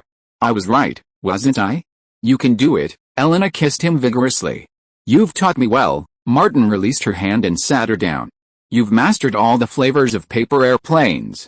If anyone asks, just say you invented the recipe. If anyone wants to buy it, you can sell it," Elena said. "The paper airplanes are yours." Martin shook his head. "It's useless to me, but it's useful to you." "Elena, I've looked carefully. You're more talented at making cocktails than I am. Don't waste it.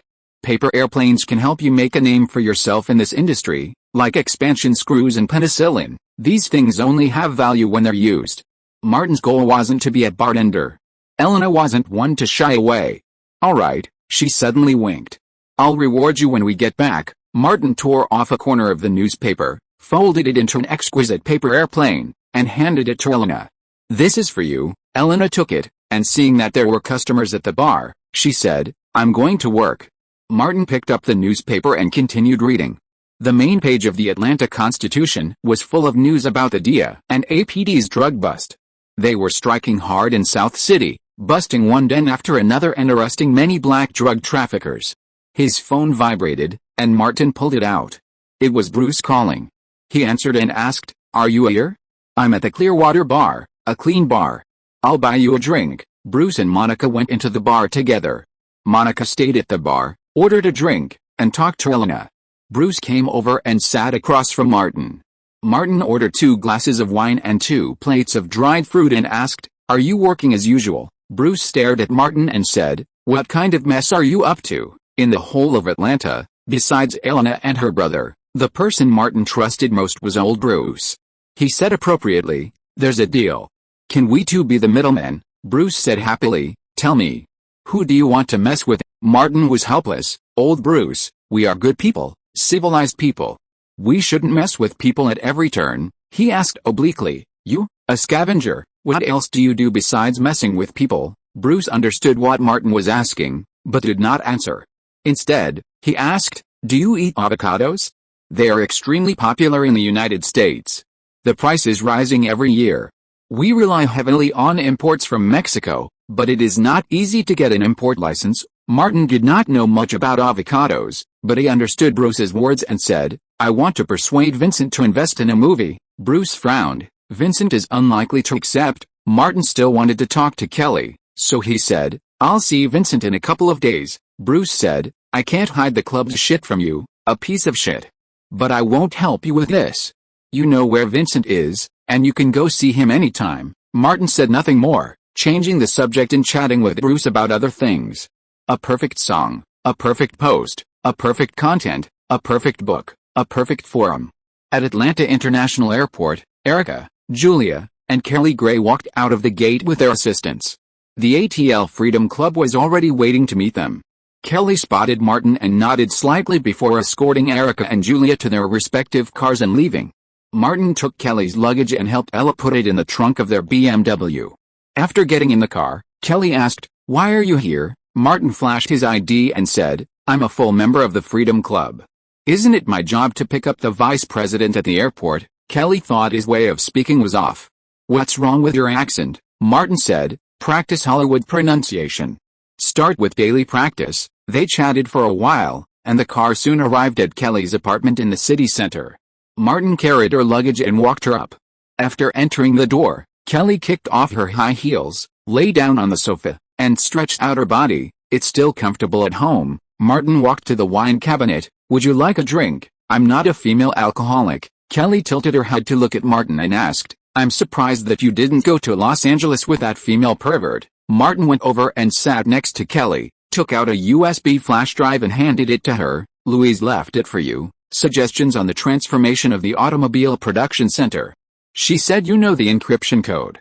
Kelly sat up and put away the USB flash drive. "This slut has a conscience." Martin showed hesitation. "There's one more thing. Director Benjamin contacted me." Kelly reacted very quickly. "He asked you to lobby the zombie gigolo?" "Yes, he did say that." Martin was between Benjamin and Kelly, and of course his butt was sitting on Kelly's side. "The minimum budget made by the budget team is as high as $1.2 million US.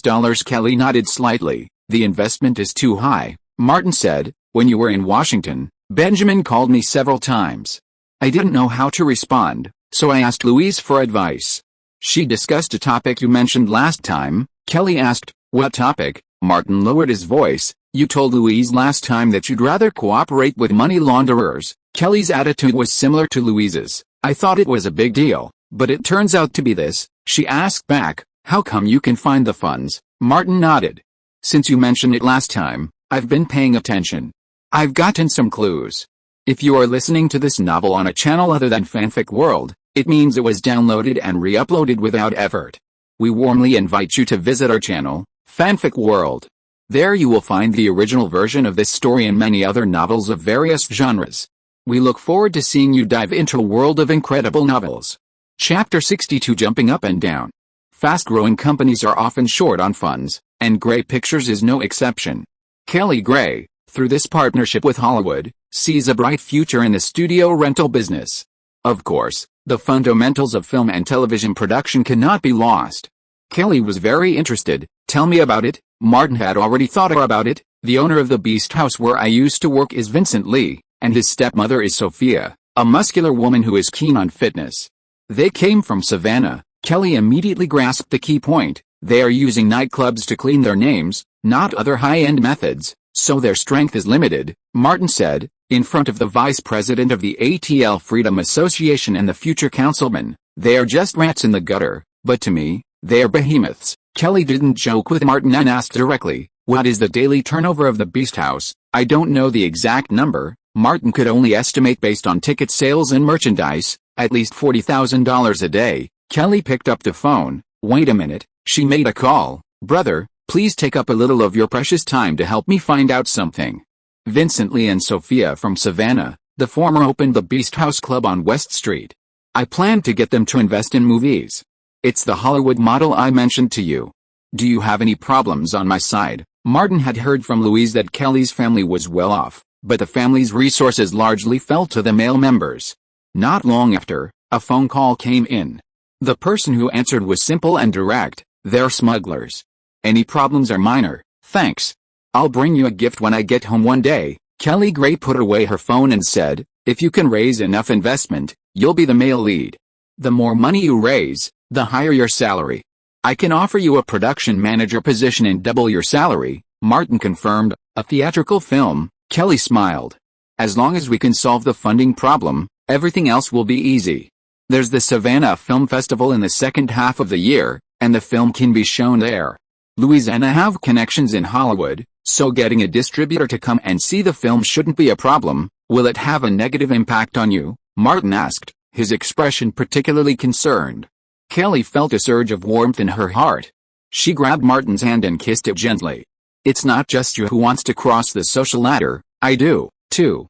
Money is one of the best tools. Martin held her in his lap and said, let's work together. Kelly sighed softly. It would be so much better if you came from a wealthy family. This unrealistic thought flashed through her mind, and she asked, do you have any other good ideas? Martin answered honestly, I can only come up with some despicable and shameless ones. Kelly snuggled into his arms. As long as they work, Martin said, I'm only responsible for coming up with bad ideas. Kelly pushed herself up, glanced down, and sat back down again, letting out a long sigh.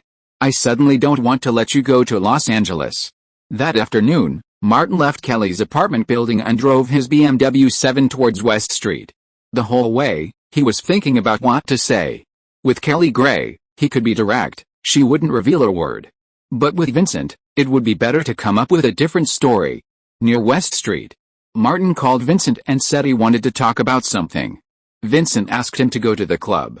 Martin went to the club, went straight to the second floor, and entered the office. Vincent, wearing a curled-brimmed cowboy hat, sat behind his desk, slowly roasting a cigar. When he looked up, his sharp-hooked nose was facing Martin. Sit anywhere. Martin pulled out a chair and sat down. Boss, long time no see. I heard that the club's business has been booming. Vincent was very satisfied with what Martin had done before, and rarely smiled. Your contribution is great, boss. I came here this time to bring a new opportunity. Martin never mentioned money laundering. It can make the club famous throughout Georgia.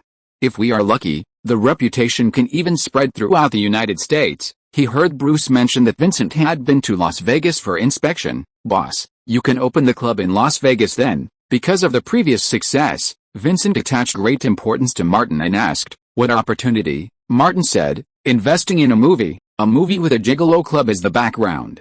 Director Benjamin of Gray Films spent several months polishing the script, and after filming and production, it was pushed into theaters across the United States for screening. Vincent did not speak. He was not familiar with this industry. Martin pulled out the script and handed it to Vincent. Boss, you know me. I won't do anything I'm not sure of. Without his previous successes, Martin wouldn't have come so quickly. Vincent flipped open the script and quickly skimmed through it. After just a few pages, he was certain the story was indeed set in a gigolo club. The mention of a circular stage and other things seemed to perfectly align with the Beast's house. The book was based on Martin's part-time job.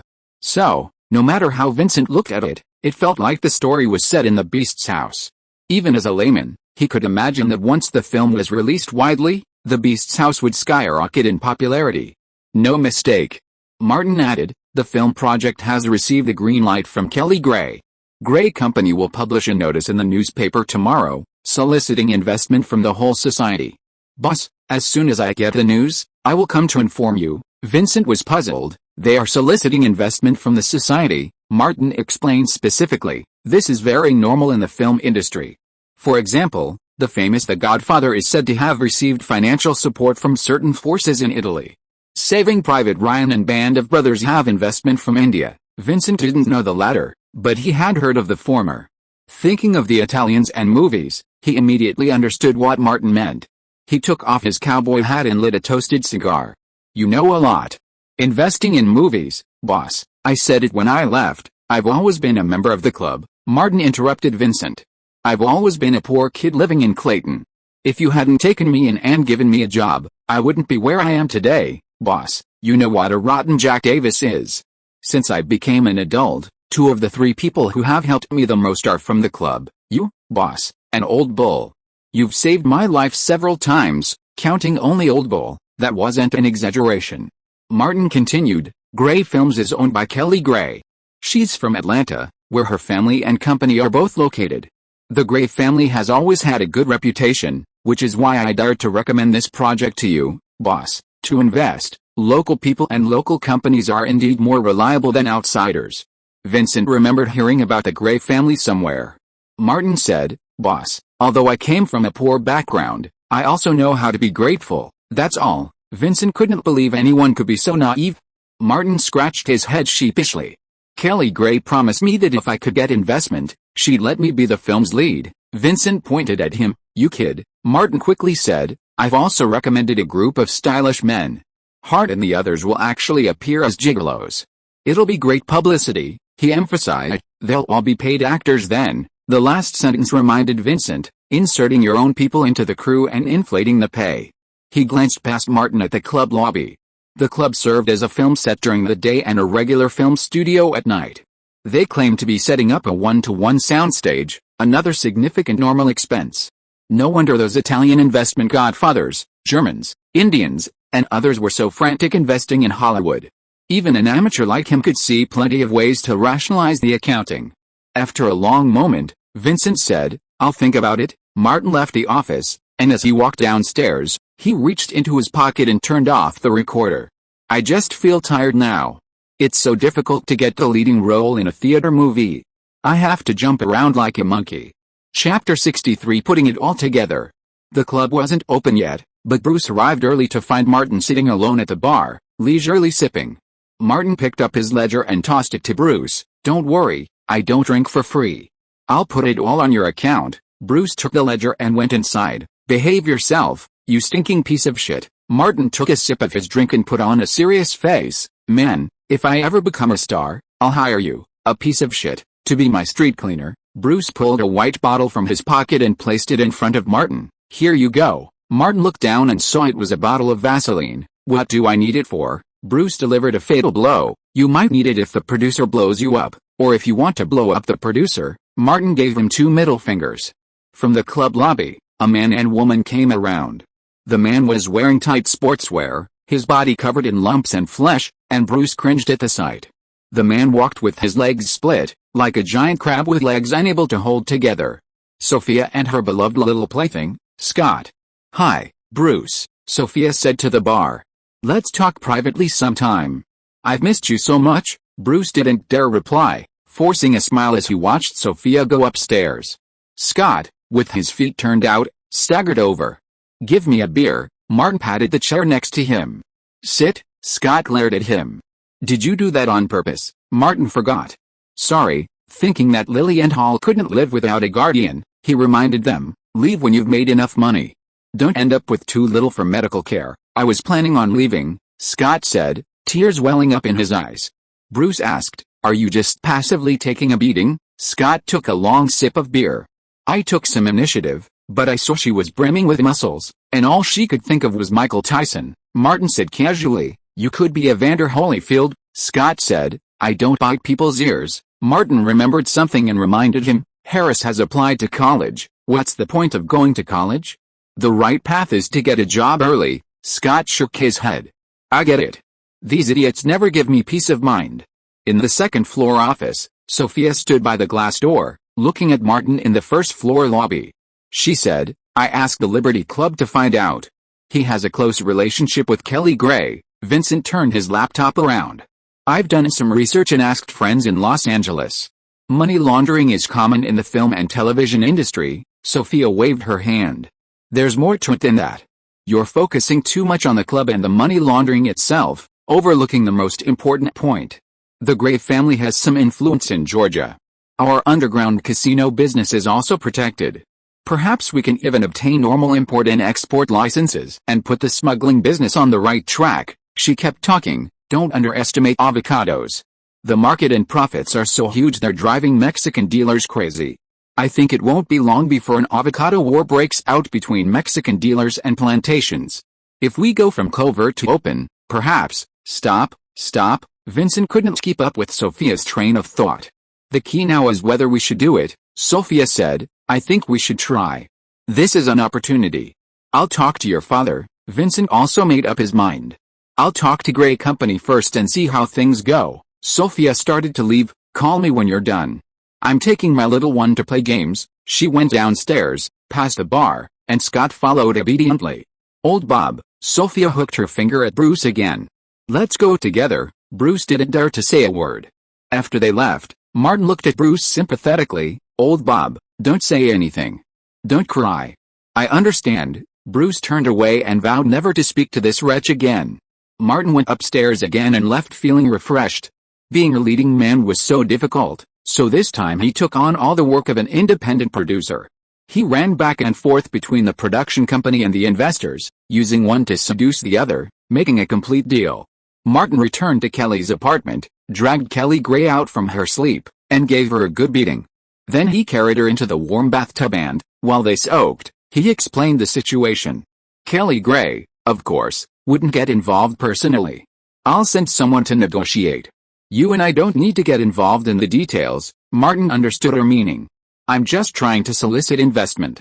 Out of gratitude to my former boss, I told him about an investment opportunity.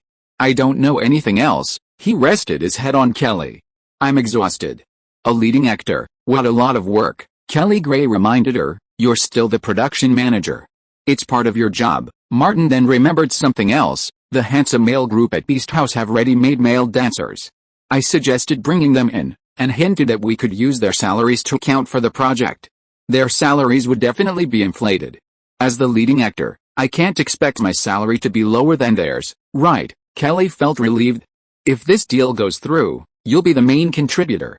No one will use your salary to account for it. They took a comfortable hot bath, rinsed off, and chatted for a while. Martin fished out the BMW keys from his pocket and prepared to return them. Kelly waved her hand. Here you go, rich woman. Are you really going to keep me? Martin shamelessly pocketed his keys. How much is your weekly allowance? Where's the house? Kelly didn't joke with him. So much has happened lately, and we've done a lot of it together. I understand. Martin zipped his lips together. I've always been very tight-lipped. I can keep secrets better than the dead. Kelly went to change her dress. Come on, go to dinner with me, Martin exclaimed. The happy life of being kept has finally begun. They had steak for dinner. After dinner, Kelly Gray made a phone call, and Martin took her to the office to meet with Dave, Gray's vice president and late-night film producer. Dave would discuss the details. After dropping Kelly off, Martin sat alone in the car, quiet for a while. It took him more than 3 months to go from a poor kid from the slums and a mere background artist to the soon-to-be leading man in a multi-million-dollar theatrical film. Martin felt that the difficulties, calculations, and struggles during this period were part of the necessary path to success. It was tiring, but it was better than just lying around and making money. He started his BMW 7 and drove out of the apartment's underground parking lot. Before he got on the highway, he got a call from Bruce. The main members of the South Side gang are gone. Boyette will probably spend a decade in prison picking up soap. Bruce's vows were forgotten in a flash. You can go back now. It shouldn't be a problem, Martin said. Thanks, old Bruce. I'll treat you to dinner someday, Bruce suddenly said. Let me tell you something. Monica and I broke up. Martin was surprised. Why? Bruce, the jerk, immediately put the blame on Martin. It's all your fault. You gave me a photo of Kate Winslet, and I couldn't help but look at it. I showed it to her several times. She called tonight and called me a pervert. Martin, rubbing salt in the wound, said, "You're a pervert anyway." The other party hung up the phone. It will be released on April 1st. There will be a first order prize draw. I'll post a chapter before the release. Chapter 64, The Ring Stage. The Ford circled the Clayton community.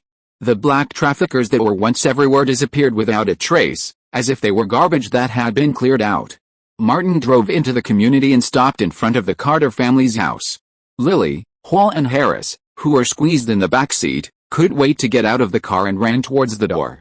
Diagonally across the street, Mr. Wood came over. Elena and Martin opened the trunk and asked the three to come over to carry the luggage. Mr. Wood came over and asked, "Did you have a good trip?" "Very happy." Lily smiled and walked over to hand Mr. Wood a wolf tooth keychain. Mr. Wood, I brought you a gift. Mr. Wood was surprised. "This seems to be from the Great Smoky Mountains," Martin continued. "I didn't realize until I left Atlanta that tourist souvenirs made in Atlanta are sold everywhere." Mr. Wood smiled happily.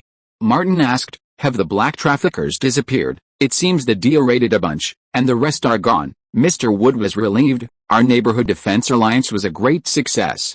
Clayton has returned to its former order." Elena's demands were modest. "Finally, things are back to normal." Martin asked Harris and Holt to carry the luggage back to the house. Elena and Lily talked to Mr. Wood and returned with the rest of the luggage. Martin suggested again, "We could move to a better neighborhood. We grew up here, and now those black people are gone, and everything's back to normal." Elena didn't want to leave. "These are all familiar neighbors. Even though they can be a bit of a jerk sometimes, they're all good people in the community. And the money should be used where it matters most." Harris is going to college soon. She tried her best not to curse. "Without enough money and a decent job, we'll only face discrimination if we move to another neighborhood," Harris said. "I've got a part-time job tutoring elementary school students at the planetarium." Lily was unusually serious. "I deliver newspapers every morning," Hall said. "The church cemetery is looking for grave diggers, and I'm good at it." Eleanor walked over and punched him in the head. "You'll be in charge of the house." Martin pondered for a moment, then said to Harris, "Learn more about the stars at the planetarium.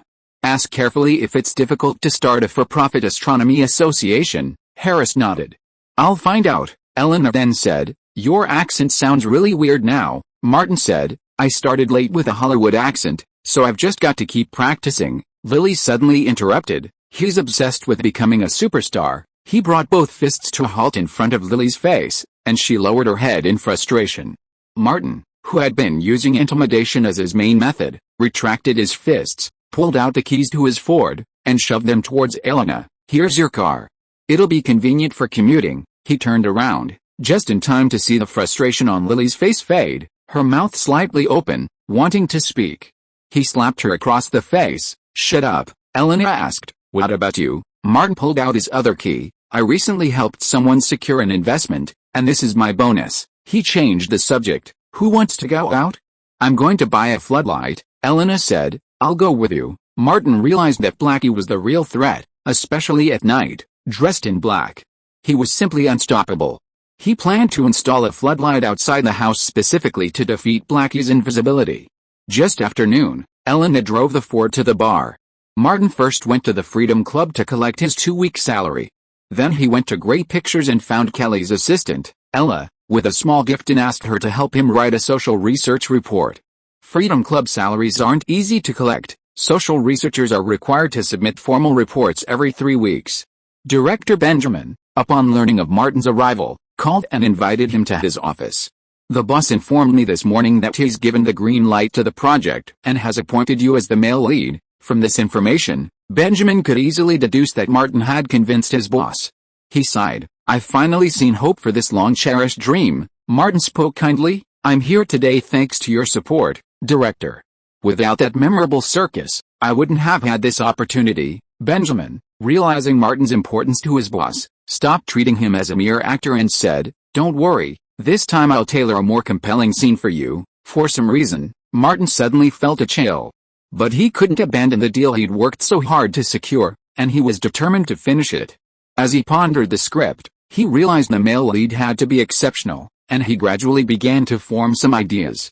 Benjamin specifically reminded him, You've worked in gigolo clubs for so long, you should be pretty familiar with striptease, right? Martin, understanding the chill, said, I'm a bartender. Benjamin said, prepare in advance, practice. Martin sighed.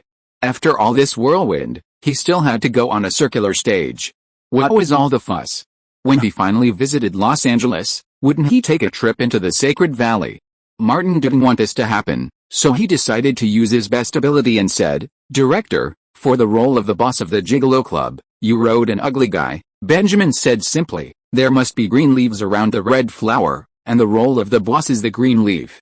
With a foil, the audience will think the guys in the Gigolo Club are handsome. Martin said, I have a friend who is very suitable for this role. Benjamin knew that Martin was an extra. The boss has quite a few lines. Martin was naturally talking about Robert. His basic acting skills are good, and his lines are no problem. Okay, Benjamin agreed immediately. Wait for the crew to send out a notice, and let him come in for an audition directly.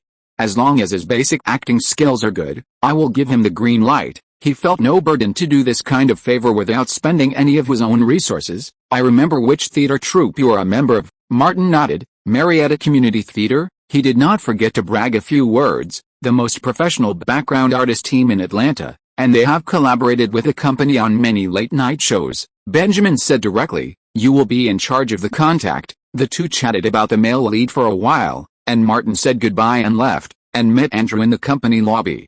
Andrew's face was beaming. I just heard from Ella that you will also serve as the production manager of this play. Martin told the truth. It's just a nominal position. Andrew looked around and lowered his voice. Lynn was dragged down by Adam Smith and was taken away by the deal last week.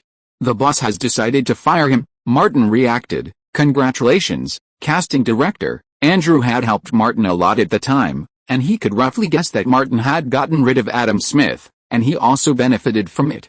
He raised his fist deliberately. It should be congratulations to us. Martin bumped fists with him. I'll let Jerome contact you. Andrew said, no problem, he can call me anytime. After making sure that there would be no accidents with the project, Martin called the team leader Jerome, and then made an appointment to meet with Robert. He handed Robert the role script given by Benjamin. What do you mean? Robert looked at the role script, and suddenly remembered that this guy and the pervert frequently discussed backdoors while having dinner. Martin, I'm not interested in men. Martin was helpless. Men, I'm even less interested in men. I am the male lead of this play. If you are not watching me, I am worried that the male lead will be snatched away by someone else. Robert argued, I really didn't do anything, it was purely a coincidence. I understand. Martin was too lazy to say more. This role has at least 20 lines of dialogue. You go back and prepare well. If you mess up the audition, I will give you to Bruce. Old Bruce is the one who likes to take the back door. The next day, Dave, who represented Grey Films, reached an agreement with Sophia and Vincent, and Zombie Gigolo was officially launched. Chapter 65 Master and Remuneration. The film's budget was enormous, and Kelly Gray, who had never worked on it before, called Louise Mayer. Louise, preparing to fly to Morocco, chose to stop in Atlanta and stay the night. At the airport hotel, seeing Martin and Kelly arriving, Louise ignored the latter and threw herself at Martin, yelling, penicillin. Kelly, heartbroken, angrily scolded, you pervert, you only have eyes for men? You too, can you tone it down a bit? Louise grabbed a magazine she'd brought and thrust it into Martin's hands. Look. Louise's penicillin has rocked America and the International Bartenders Guild. Many people call me a master. It was Esquire magazine, published by Hearst Corporation. Martin spotted Louise on the cover. She was dressed in a sophisticated business suit, her right hand resting across her puffy chest, a glass of freshly prepared penicillin in hand. The cover caption read, Louise's penicillin cures all unhappiness. Opening the magazine to the front page, Louise found an interview, focusing on the invention of penicillin. Martin had already traded away all of penicillin, so Louise, of course, took it all for herself. Then there were the praises of several renowned sommeliers. One even declared it the greatest cocktail discovery of the new century, and Louise the best female bartender of the past 20 years. Louise was completely carried away, like Michael Jordan for baseball, Gareth Bale for golf, or Leonardo DiCaprio for female models under 25, a passion that came from the bottom of her heart. Kelly took the magazine, glanced at it, and mercilessly exposed her. Slut, how much did it cost? Louise fell to the floor with a thud, glaring at Kelly. How dare you slander my innocence out of thin air? The two glared at each other, their hands curled into claws, ready to tear at each other. Martin patted the sofa and said, "Sit down and get down to business." Louise snatched back the magazine, carefully put it away, and pulled down her wrinkled beige shirt. "Don't run this project like a pure love story, run it the Hollywood way." Kelly understood immediately. Find a few insignificant people and register a company just for the project. This is a common practice in Hollywood movies. Louise said simply, "As long as you pay taxes legally, there won't be any problems. But you have to be prepared for problems. Put a shell around the project and keep the financials separate. If someone really investigates in the future, you can always throw the shell away." Martin understood clearly, and then let someone else take the blame. Louise joked, "If you want to go to the prison to pick up soap, that's fine." Kelly automatically cooperated. "I'm prepared," Martin reminded. "Stop talking nonsense and get down to business," Louise added. "Don't completely disassociate publicized production costs from the film's quality."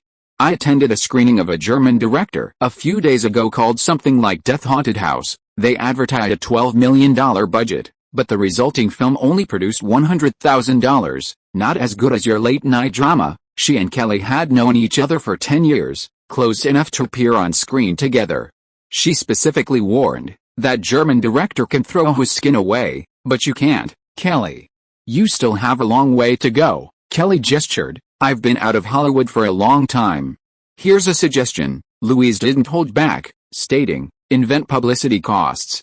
I know you don't have the distribution capabilities, but to sell the film and attract distributors, you still need to do publicity." She emphasized, "This is especially true for overseas distributors. It doesn't matter how much the film sells abroad, but the accounts must include overseas publicity expenses." Martin suggested, "Why not sign up for a few international film festivals?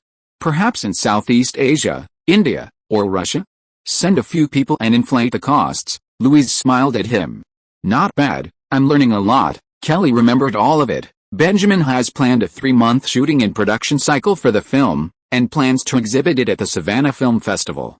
Can you help me contact some distributors?" The three of them talked for a while, and the topic gradually ended. "Enough business, let's talk about something fun." Martin came to the couch and sat between Kelly and Louise, hugging them. "Drunkard, didn't you put out the expansion screws?" Louise, a master of publicity, said, "Just keep coming up with new cocktails, keeping the buzz going. It won't be long before I'll be a female master of the International Bartenders Guild, just like Ada Coleman." She squeezed Martin's hand. "You'll help me and continue to inspire me, right?" Martin said, "Of course. Everything I have is yours." Kelly suddenly asked, "What are expansion screws?" Louise smiled happily. "As good as penicillin." Kelly felt herself falling for the depravity. "You two are such a pair of bastards," Martin enthusiastically invited her. "Kelly, welcome to the fold." Unfortunately, the sofas in the hotel were red, and another round of auditions was necessary. The next morning, the crew held their first meeting after the project was approved. Gray Company, with Andrew and others, registered the Zombie Gigolo studio. Dave, the company's vice president, served as producer. The filming team consisted of Benjamin's usual crew, with Andrew replacing Lynn as casting director. Martin, in addition to being the lead actor, also served as production manager, holding a significant voice. The crew hired Atlanta's most popular male stripper crew and offered them a hefty salary. As highly skilled and technically skilled, the 18 members of the crew were paid a combined $900,000. Their inflated salaries indirectly inflated Martin's salary, bringing his total compensation to $150,000. The crew's primary filming location was the Beast House Club. A separate, simple soundstage was also being constructed. The crew announced a production budget of $6 million and a publicity budget of $3 million, with plans for a global release. As soon as the studio was officially launched, international publicity and copyright sales personnel departed Atlanta Airport and began traveling the globe. The crew also submitted applications to relevant state government offices for subsidies and incentives. According to the policy passed by the state of Georgia last year, investments in Zombie Gigolo exceeding $500,000 can enjoy a total tax break of 30%. As for how the accounting is done, it has nothing to do with Martin. Jerome accompanied him to the office building temporarily rented by the studio, and Martin signed his name on the contract brought by Dave. He got the first leading actor in his past and present life. Coming out of the office, Jerome said, $150,000, you set a record for the Marietta Theater? Martin said vaguely, the circumstances are special. Jerome thought he was talking about his relationship with Kelly. If you get a high salary, you have to work hard and can't slack off. You must be well prepared. Martin agreed. I will go to prepare tomorrow. After a long walk, he finally stepped onto the circular stage of the Beast House. Chapter 66, Remarks on the Release. It's time to release the book again, so what should I say? Of course, I'm begging everyone to give me some money, subscribe, and get first-time orders. First, let's talk about the raffle. 4 of the big guys in the group, Monkey Brother, Dog Brother, Way Brother, and Conksa Brother, have kindly sponsored some small gifts, mainly bookmarks, jadeite trinkets, and custom pens. I've already sold myself to these 4 and am ready to pay the price. 30 complete sets are for new and old leaders. The group was so overwhelmed that many people haven't joined. For old leaders, please join group 729,765,122 and leave your address. The gifts will be distributed while supplies last. There's also a raffle for 50 first-time orders. I'll announce the raffle group number in the first chapter after the book is released. Take a screenshot of your first order and join the group. The raffle gifts will be randomly distributed, so they might vary. Don't be offended, it's just a token of my appreciation. VIP membership will be activated after midnight on April 1st, and 8 to 10 chapters will be updated, depending on how many I can write today. I'll aim for a minimum of 6,000 words per day after the book is released. Each leader will add 2 chapters. Currently, there are 4 leaders, and we're 8 chapters behind. We'll try to catch up in April. We've set a goal of 4,000 subscriptions as a base, and for every 100 subscriptions, we'll add 1 chapter. I'll work hard to update, but of course, quality is paramount. Finally, please subscribe. Please subscribe. Chapter 67 Machine Gun Dance. At the Beast House, Martin changed into his dance costume, stretched, and, surrounded by his handsome troupe, made his way to the backstage exit. Hart seemed incredibly excited. Martin, Dad, we've finally waited for you to come on stage. It's been so hard. He reached the front of the circular stage, as if addressing an audience of countless people. The king is about to ascend his throne. Martin strode forward, truly standing on the circular stage for the first time. Ignoring the idiots like Hart and Carrington, he turned to the side of the stage. Annie, a middle-aged woman from the Savannah College of the Arts, was a professional choreographer who had collaborated with the Beast House and had been hired by the production to direct the dance. She asked, "Have you practiced dancing?" Martin replied, "I practiced disco and street dance when I was younger, just messing around." It goes without saying that the improvisations were chaotic, and dancing is a great way to pick up girls. Annie asked someone to turn on the music. "Let me see your rhythm and flexibility." Martin followed a beat of the music and performed a short disco routine he had practiced in his previous life. "Your sense of rhythm is excellent," Anne said as she took the stage. "Your body is a bit stiff," Martin said. "Before, I just danced blindly, without professional guidance." Anne circled him and said, "You're in excellent physical condition. If I had 2 months, I could train you, but the preparation time is too short." She had discussed this with director Benjamin in detail and said, "I've designed 3 dances specifically for you." Martin nodded. "I've warmed up. Let's begin." The members of the surrounding handsome men's group retreated backstage, their whereabouts unknown. Anne was a very creative choreographer. The first one is called the Zombie Machine Gun Dance. The essence of the dance is the rapid shaking like a machine gun. At the climax of the music, she put her hands on her waist, twisted her hips, and shook her hips violently. Martin immediately understood the key to this dance. It was like a machine gun firing. It was an American B-movie, and those who understand will understand. Anne gestured with her hands, had her assistant adjust the music, and said to Martin, "Now, do the moves with me." The music started, and Anne stood in front of Martin, saying, "Swing your arms, tilt your head, tap your left foot forward, plant your right foot, sway, lunge." "Okay, do it again." Martin followed Anne's instructions perfectly. After another round, the dance was about to reach its climax. Anne shouted, "Arc your body, thrust your hips, twist your waist and hips, and sprint at your fastest speed and with the most intense rhythm." Martin leaned back, arched his body, and, as if facing Kelly and Louise alone, swung his body with a tremendous speed and rhythm. "Excellent," Anne observed the exaggerated swing and rhythm. Keep it up, like a machine gun. The dance ended, and Martin paused. Thanks to his daily practice, he didn't feel a bit tired or sluggish with such a large and fast-paced movement. Anne shouted encouragement, "You're a genius, Martin. You've basically mastered the essence of this dance." Martin, devoted to his work, considered it special training that would surely come in handy. "Annie, let's do it again." Anne nodded. Music. This wasn't a musical, so Anne's choreography was relatively simple. The final film would inevitably be rated R, so the dance naturally focused on showcasing the allure of steroids. To the accompaniment of the music's high-energy sections, Martin once again sprinted and swung with a ferocious sprint, like an Avengers machine gun with a never-ending supply of ammunition.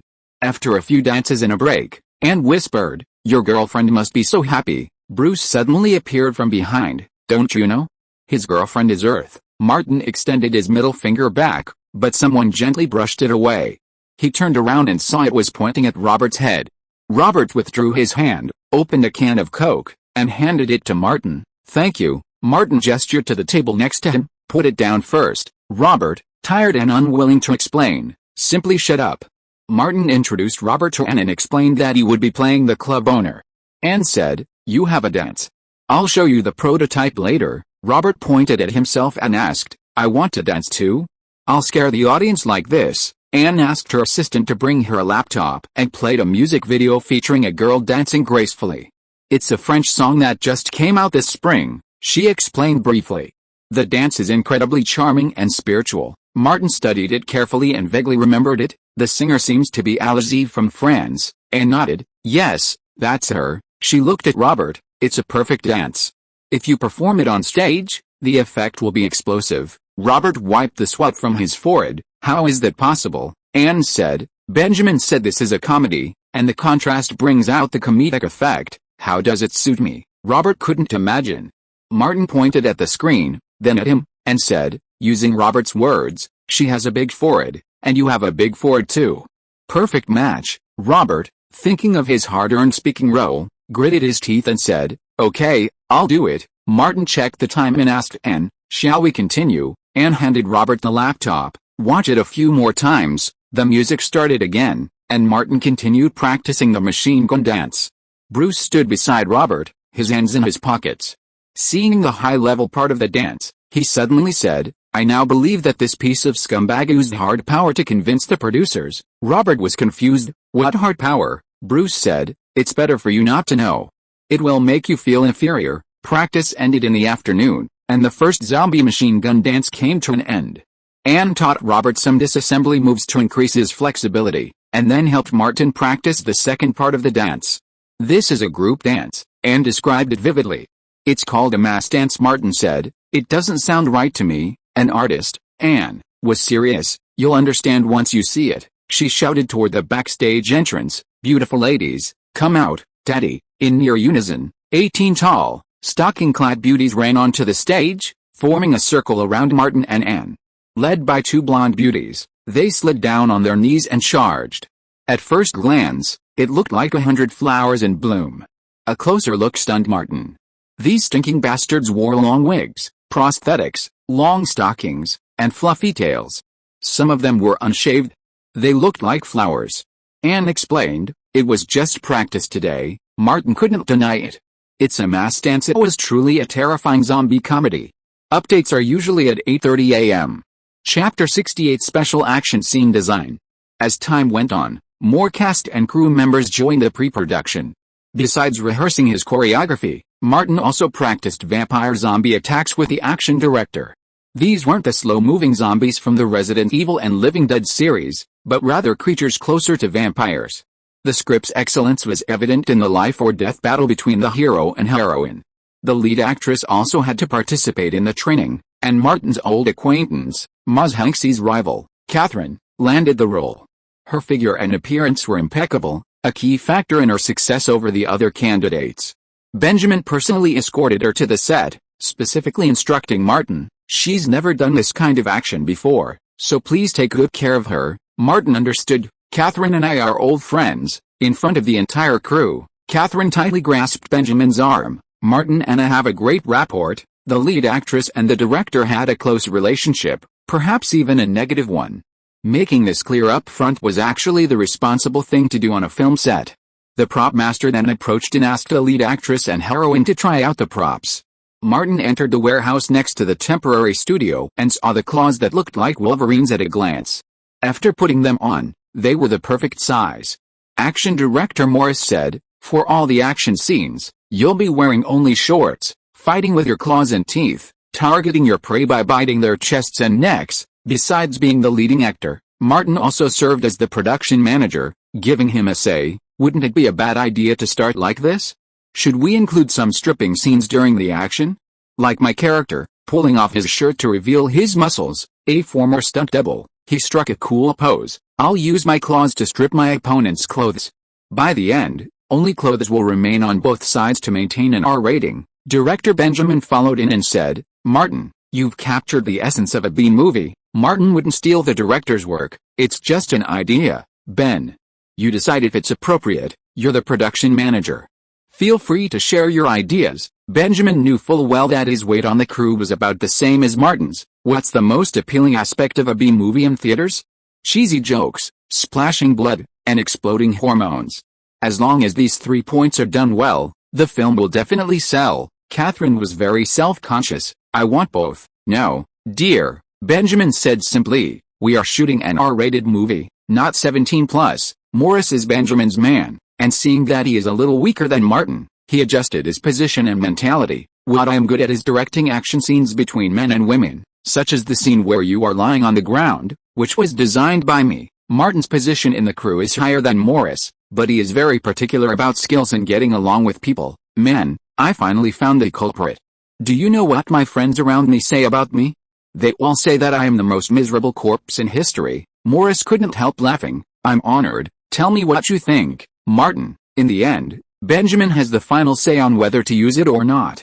Martin did have some ideas. Wouldn't the simple blood-sucking scene in which the hero Matthew kills the heroine's sister, Maria, be too monotonous? Should we make it more dramatic? This was also for his own benefit. After all, it was the hero's scene. Death would still take place on stage, amidst the hero's passionate dance.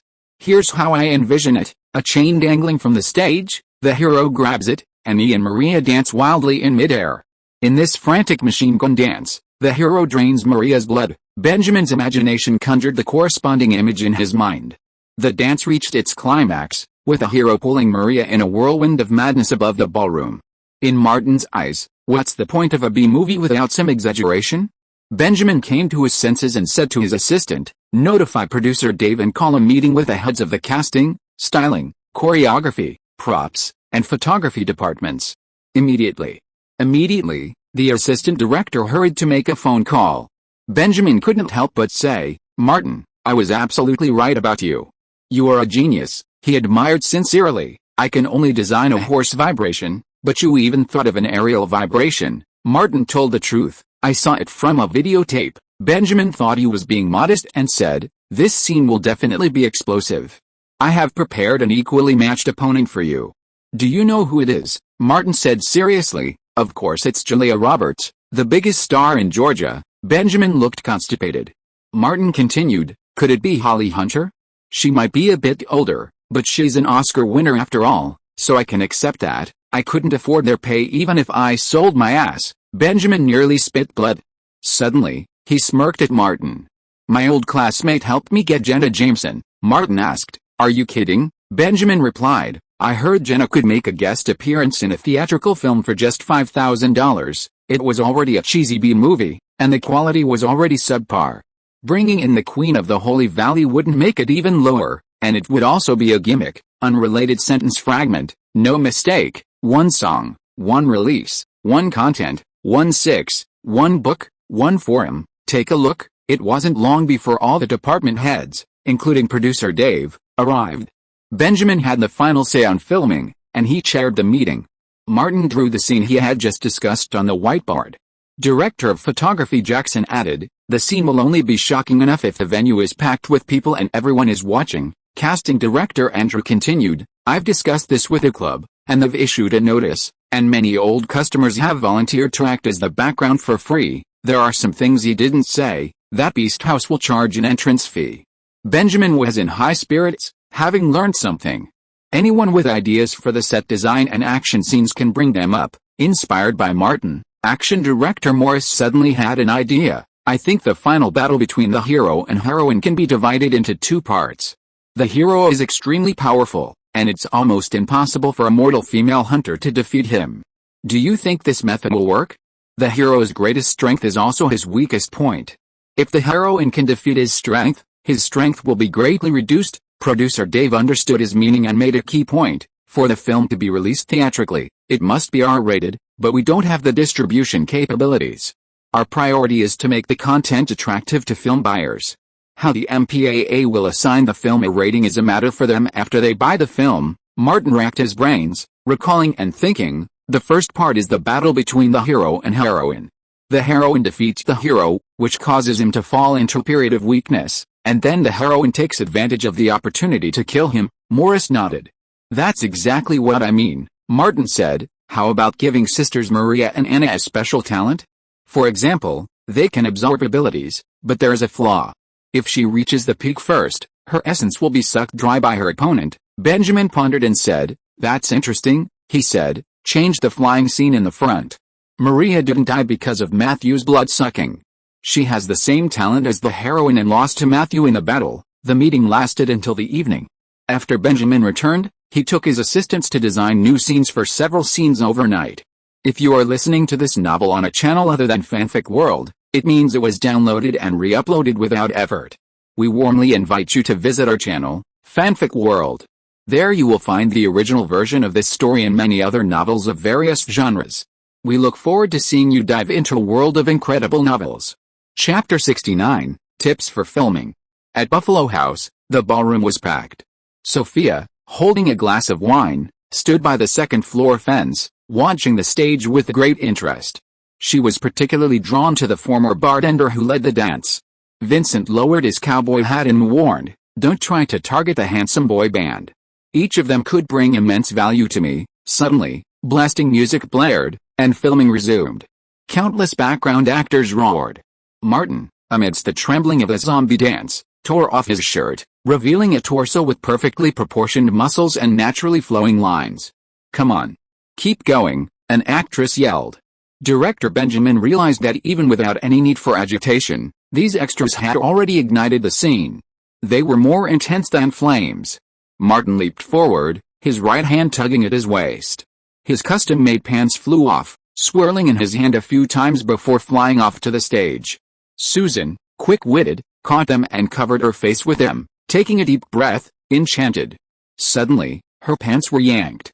She yanked them back, but 4 or 5 people scrambled to grab them. With a sizzling sound, they ripped apart. The extras managed to grab them, but their eyes were drawn to the stage. The former bartender, dressed only in shorts, danced with a striking sensuality, like a Greek sculpture, wild and unrestrained yet sultry and seductive. At the climax of the dance, he arched his body, thrust his hips forward, and swung his hips with a ferocious, swift movement. It was like a Gatling gun firing. Susan felt like she was being shot on the heart and quickly covered it with her hands. She went into a frenzy, fearing the shredded pants would be snatched away, so she quickly hid them. She pulled out another dollar bill, rolled it up, and threw it onto the stage. The zombie machine gun dance reached its peak. Invisible bullets flew across the stage. The extras, captivated by the exaggerated speed and frequency, were overcome with excitement. Those next to Susan who had grabbed the pants simultaneously used their pants to cover their mouths and noses. Those closer to the circular stage pulled out dollar bills and threw them frantically onto the stage. US dollar bills rained down. These weren't props, nor were they given by the crew, they were their own money. They threw down $1 bills, $5 bills, $20 bills, and $50 bills. An extra pulled out a wad of rare $100 bills and scattered them onto the stage. "I'm keeping you tonight. You're mine." The machine gun dance continued. At the bar, Robert swung his big head, watching the extras go wild with Martin's passionate dancing. He suddenly understood Bruce's words. Sure enough, Martin had convinced the producers with his sheer force. Nearby, Director Benjamin nodded with satisfaction and raised his megaphone. "Stop." The music stopped, but the extras' frenzy didn't. They continued shouting, dancing, and throwing. The atmosphere was contagious. Then, More bills flew onto the stage. Benjamin suddenly asked the blonde woman in a hat next to him, "How's it going?" Jenna Jameson, who had quietly approached, said, "He's a star, a superstar. He shouldn't be here. He should be in Las Vegas or the Sacred Valley." Benjamin said, "He's my leading man now." Jenna licked her dry lips. "You don't mind if I poach him, do you?" Benjamin smiled. "He's just like me, a part-time worker. If you can find him, you can." Jenna lowered the brim of her hat. "Find someone to take me backstage?" Benjamin nodded to his assistant. Then, looking at the director of photography, Jackson, "Shoot these scenes. They'll be used in the editing, at the second-floor fence." Sophia said, "This Martin isn't your man anymore." Vincent reminded her, "He has a special relationship with Kelly Gray." Sophia understood. "No wonder he's the leading man." "Haha, Kelly Gray." Martin ran backstage, took the jacket Hart offered him, and put it on. Several Carrington men followed from behind, each carrying a pile of clothes. Hart shouted, "Hurry up and get the boxes out. Help Martin put them away. These are his loot." Martin was incredibly generous. "They're all for you." Suddenly, there was a knock on the lounge door. Benjamin's assistant, accompanied by a woman, said, "Martin, Miss Jameson wants to see you." Martin's eyes immediately turned. Jenna, a woman of all times, took off her hat and said, "Hello, Martin." Hart realized, You're. Jenna nodded, "It's me." The handsome men immediately abandoned their father Martin and flocked to Jenna, more excited than if they had met an Oscar-winning actress, each begging for her autograph. Hart, the shameless bastard, pointed at his pants. "Jenna, can you sign this?" Jenna reached out, grabbed them, and quickly signed them. Hart, excited, looked up. "From today on, I won't wash them anymore." "Never again." Carrington brought out a camera and asked Martin to take a photo. After a while, Jenna emerged from the crowd of idiots and took a closer look at Martin. Both his figure and appearance were top-notch. Martin smiled. "Hello, Jenna, you're so unexpected." Jenna said, "You and I have a scene tomorrow, so we've got to get to know each other." She tilted her head slightly. "Are you familiar with me?" Martin chose his words carefully. "A little bit. It's okay. It's a legitimate job." Jenna didn't think it was a big deal. Countless husbands in the industry direct and their wives play the leading actresses. "I've read the script and the set design, and it's hard to imagine." Martin couldn't elaborate. "You'll understand tomorrow when you see the set. It won't be difficult for me to direct it. Compared to the many actions he performed as a stunt double in his previous life, these were child's play." Jenna said, "Then it's up to you." They chatted for about 10 minutes before the makeup artist came in to touch up Martin's makeup. Martin was ready to dance again. He didn't have many scenes with actors, most of which were fighting, in both senses of the word. After Jenna left, Hart returned with a large stack of US dollars, grinning playfully. "Martin, Dad, your tip." Martin pulled out the larger bills and patted the remaining $20 bills. "Son, tell the crew it's my treat tonight." This was the first time he'd seen tipping while filming. The next morning, the crew moved to a makeshift studio set up at the Auto Center. Post-production would composite the footage onto the background of the Beast House. A rotating platform had been built in the ceiling of the studio, with chains dangling from it that could rotate within a certain range. Seeing Martin and Jenna emerge from there to make up, Benjamin said, "Jenna's schedule is tight, so while you're still fresh, let's get the hardest shots done first." Martin looked up and said, "No problem." Jenna said, "Let's do it." The stunt team arrived and tied the two of them into safety harnesses. After a few tries, Martin, drawing on his solid foundation from his previous life, quickly mastered the technique of exerting force, and filming officially began. Chapter 70 Romantic Stars. A black BMW pulled up in front of the Bishu bar. Martin got out and shuffled into the bar, pulling out a high chair and sitting at the bar. He snapped his fingers and sighed. "Hey, beautiful, one martini?" Elena glanced at Martin. "Are you tired from work today?" Martin took out money and placed it on the bar. It was all action scenes. Thanks to my good stamina, I managed to finish filming everything. Compared to him, Jenna was far worse. She fell asleep in the dressing room before even removing her makeup. Melodic, soothing music played as the owner, Mary, came over and offered Martin her money back. "It's my treat." Martin wouldn't give Elena a hard time. "Mary, if you don't take the money, how can I come here to drink again?" Mary smiled and took the money. Martin drank the drink Elena had mixed and felt much better. The bar was quiet in the afternoon, so Elena took out some paper and folded a paper airplane. A large paper airplane advertisement was displayed on the billboard behind the bar. Martin glanced at him. Are there many people coming? Elena, deliberately changing her usual manner of speaking, forced herself not to utter a single curse word. A lot of people come here to try it. The paper plane's reputation has spread like wildfire these past few weeks. Several New York bartenders have made the trip all the way from Manhattan to exchange tips. Actually, I can tell they're trying to buy the recipe. Martin remained the same. You decide. Elena poured Martin another whiskey. Drink it slowly. Martin nodded, and seeing someone coming for a cocktail, he took the drink to a quiet place, put on his headphones, and started his tape recorder, practicing his Hollywood accent. He had just finished his drink when Lily, dressed in a t-shirt and cropped pants, came over from the bar. Martin took off his headphones and gestured across from him. Sit down. Lily placed her backpack on the table, pulled out a water bottle, and drank from the straw. Martin said, Put it away. Lily put it away with a look of grievance. Curiously, she asked, Did filming go well for your scene? Martin replied vaguely, Not bad. It's all action. Very easy. Lily asked, Action? Martin replied simply, It's a horror action comedy, a zombie-esque genre, with lots of fighting scenes. It was very tiring to shoot. Lily brushed it off. Not hard for you, right? You brag about being the most talented person in Atlanta? The most talented? Martin pointed at her. That's enough. Shut up. Lily asked, Can I come watch you film? Martin didn't want to talk to her. Elena agreed. Lily muttered in dissatisfaction, Don't little sisters have human rights? Martin took out his headphones and put them on, completely ignoring her. Lily dug a newspaper from her bag and found the information page, looking for part-time jobs for those over 14. She knew the situation at home well. Before dinner, Martin went to a nearby fast food restaurant for hamburgers and fried chicken, then took Lily back to the Clayton neighborhood. Not long after, Harris returned with another pizza.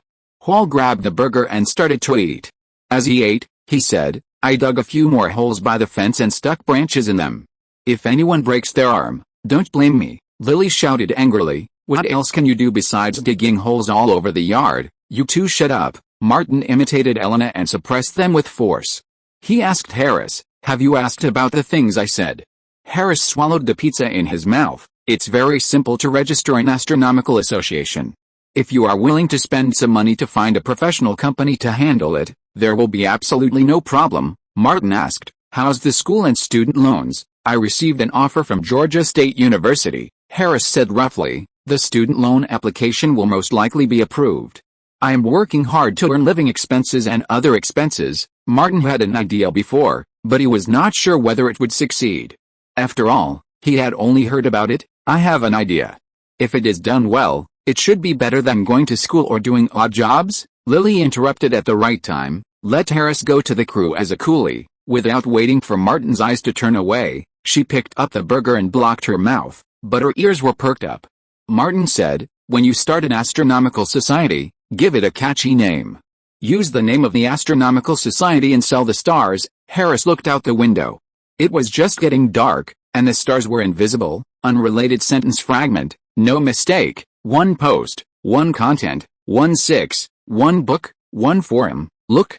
How to sell things in the sky? But he quickly realized, naming rights. Martin took a sip of water and said, Yes, selling naming rights. Harris said, We don't have naming rights. I've consulted a lawyer specifically, and the federal government and Georgia have not yet formulated laws and regulations regarding the naming rights of stars. Martin had only heard about it in his previous life and had never seen anyone actually do it.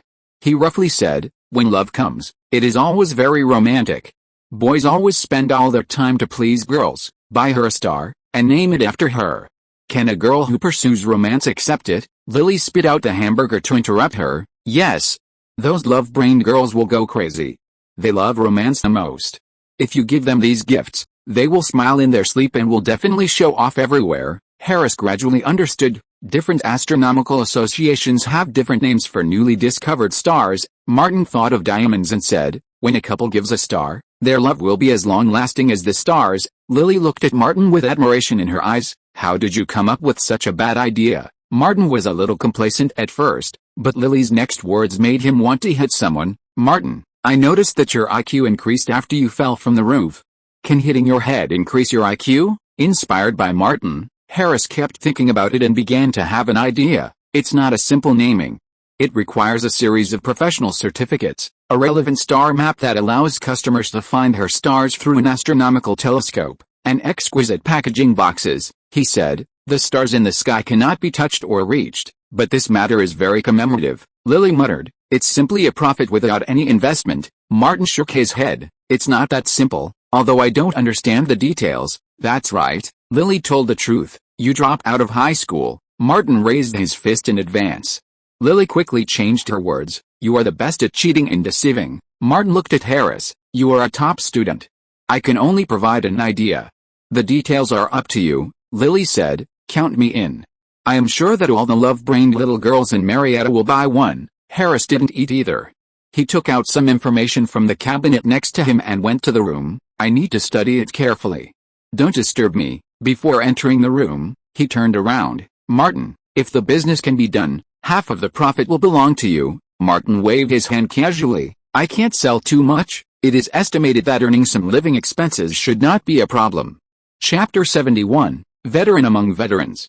Go back to hell, devil. Jenna, clad in a leather jacket, shouted angrily, this world isn't for you. Robert, facing the camera, delivered his first lines. This rotten church stinks worse than hell. Hunter, you've come to the wrong place. You should be exorcising demons in a church. He waved at Martin. Kill her. Martin leaped from the stage. Jenna pulled the shotgun from her leg and pulled the trigger. Robert screamed and flew backward. Benjamin then called for a cut, announcing the scene's approval. Robert climbed off the foam mat, a little excited, and asked, how did I do my line? How did I do it? Martin came over and patted him. Excellent, Robert beamed. So this is what it feels like to film a character with lines. It's amazing. Martin, having experienced this before, removed his claw gloves, handed them to the prop master, and went to rest. Robert still had several scenes to do. Jenna had finished filming her last scene and approached Benjamin. I'm planning on filming a San Fernando Valley version of Zombie Dancer. Do you mind? Benjamin said. Who can stop you? San Fernando, I'm going to talk to the leading actor. Jenna walked to a corner of the club's lobby and pulled out a chair to sit across from Martin. That flying action scene was so stunning. The director said it was originally your idea. Martin still told the truth. I saw it on a videotape. Jenna automatically ignored him. Atlanta's film and television industry is very backward. An outstanding talent like you should go to Los Angeles for development. Martin thought for a moment and said, actually, I plan to go to Los Angeles before the end of the year. Jenna misunderstood Martin's meaning. Are you planning to go to the San Fernando Valley? Are you interested in collaborating with someone? Martin, I'm planning to set up my own company that will combine filming, DVD distribution, and website operations. If you're willing to come, I'll give you the best contract in the industry. Martin quickly said, I'm planning to go to Hollywood. Jenna shook her head slightly. Hollywood is too difficult. I started out as a model and scoured Hollywood studios, but I couldn't find any opportunities. People like you and me with stunning looks are countless among the lower-tier actors in Hollywood. She acted very genuinely. I don't want to say that Sacred Valley is a backdoor to Hollywood. That would be deceptive, but I can guarantee that with your acting skills, talent, and exceptional set design skills, you'll win Best Actor in 2 years at most, and have your name on the Walk of Fame in West Hollywood within 3. Martin was surprised. Walk of Fame, Jenna explained simply. There's also a Walk of Fame in front of the Shoe Stud Theater in West Hollywood. She didn't want to miss out on such a talented actor. Don't underestimate Sacred Valley. The industry generates tens of billions of dollars annually. You could become a leader, and becoming a multimillionaire is not a dream. Martin said, I'll think about it. Jenna handed over a personal business card, her eyes suddenly sparkling. Call me when you're coming. I'll prepare a welcome party in advance, and I can invite many people. It was a blatant sugar-coated promise. Martin heard all those names, and he wondered if he could come out completely. Jenna finished filming on the set. Before leaving, the crew presented her with a gift, a water bottle. Upon learning that the bottle was Martin's design, Jenna came over and pulled a pen from her bra. Sign it. Martin signed the bottle without hesitation. Jenna left, content. Martin realized that his Hollywood career was now secure, with a wide-open path. Even if he failed, there was a way out in the Sacred Valley. Martin vaguely remembered that Jenna had become a billionaire. And with a circular stage, his zombie machine gun dance would provide a comfortable living. And if things didn't work out, Elena was always there to feed him. Later in the shoot, Martin was in top form, full of energy and dynamism, his acting prowess unrivaled by the crew. His 2 scenes with a heroine, Catherine, brought a perverted demon to life. A hallmark of American cinema is that the righteous protagonist is always captured by the villain, and the villain never kills the protagonist immediately. On the set, Catherine, wearing a tight leather jacket, was tied to a wooden frame. A prop master on the crew, who may have trained in Japan, had a unique technique. Martin rubbed his claws against the wall and approached Catherine. His face was devoid of ferocity, yet a perverted aura emanated from him. His eerie words sent chills down the spine. "You'll be like your sister, drained of all my essence and reduced to a dry corpse." Catherine's roar was tinged with a weakness. "Demon, I'm not afraid of you." "Come on, cut." Benjamin called a halt and shouted at Catherine, "Now you must provoke the demon and make him attack. Then you can use your gift to drain his essence. Understand? You must be brave and decisive, not weak." Catherine glanced at Martin. "Martin, you're acting so well. You look so much like a perverted demon." "I'm scared." Benjamin signaled to the prop master, "Let her go. Let's rest for 20 minutes. Martin approached Catherine, whispering to each other, exchanging insights and thoughts on the characters. 20 minutes later, everything was ready, and filming began again.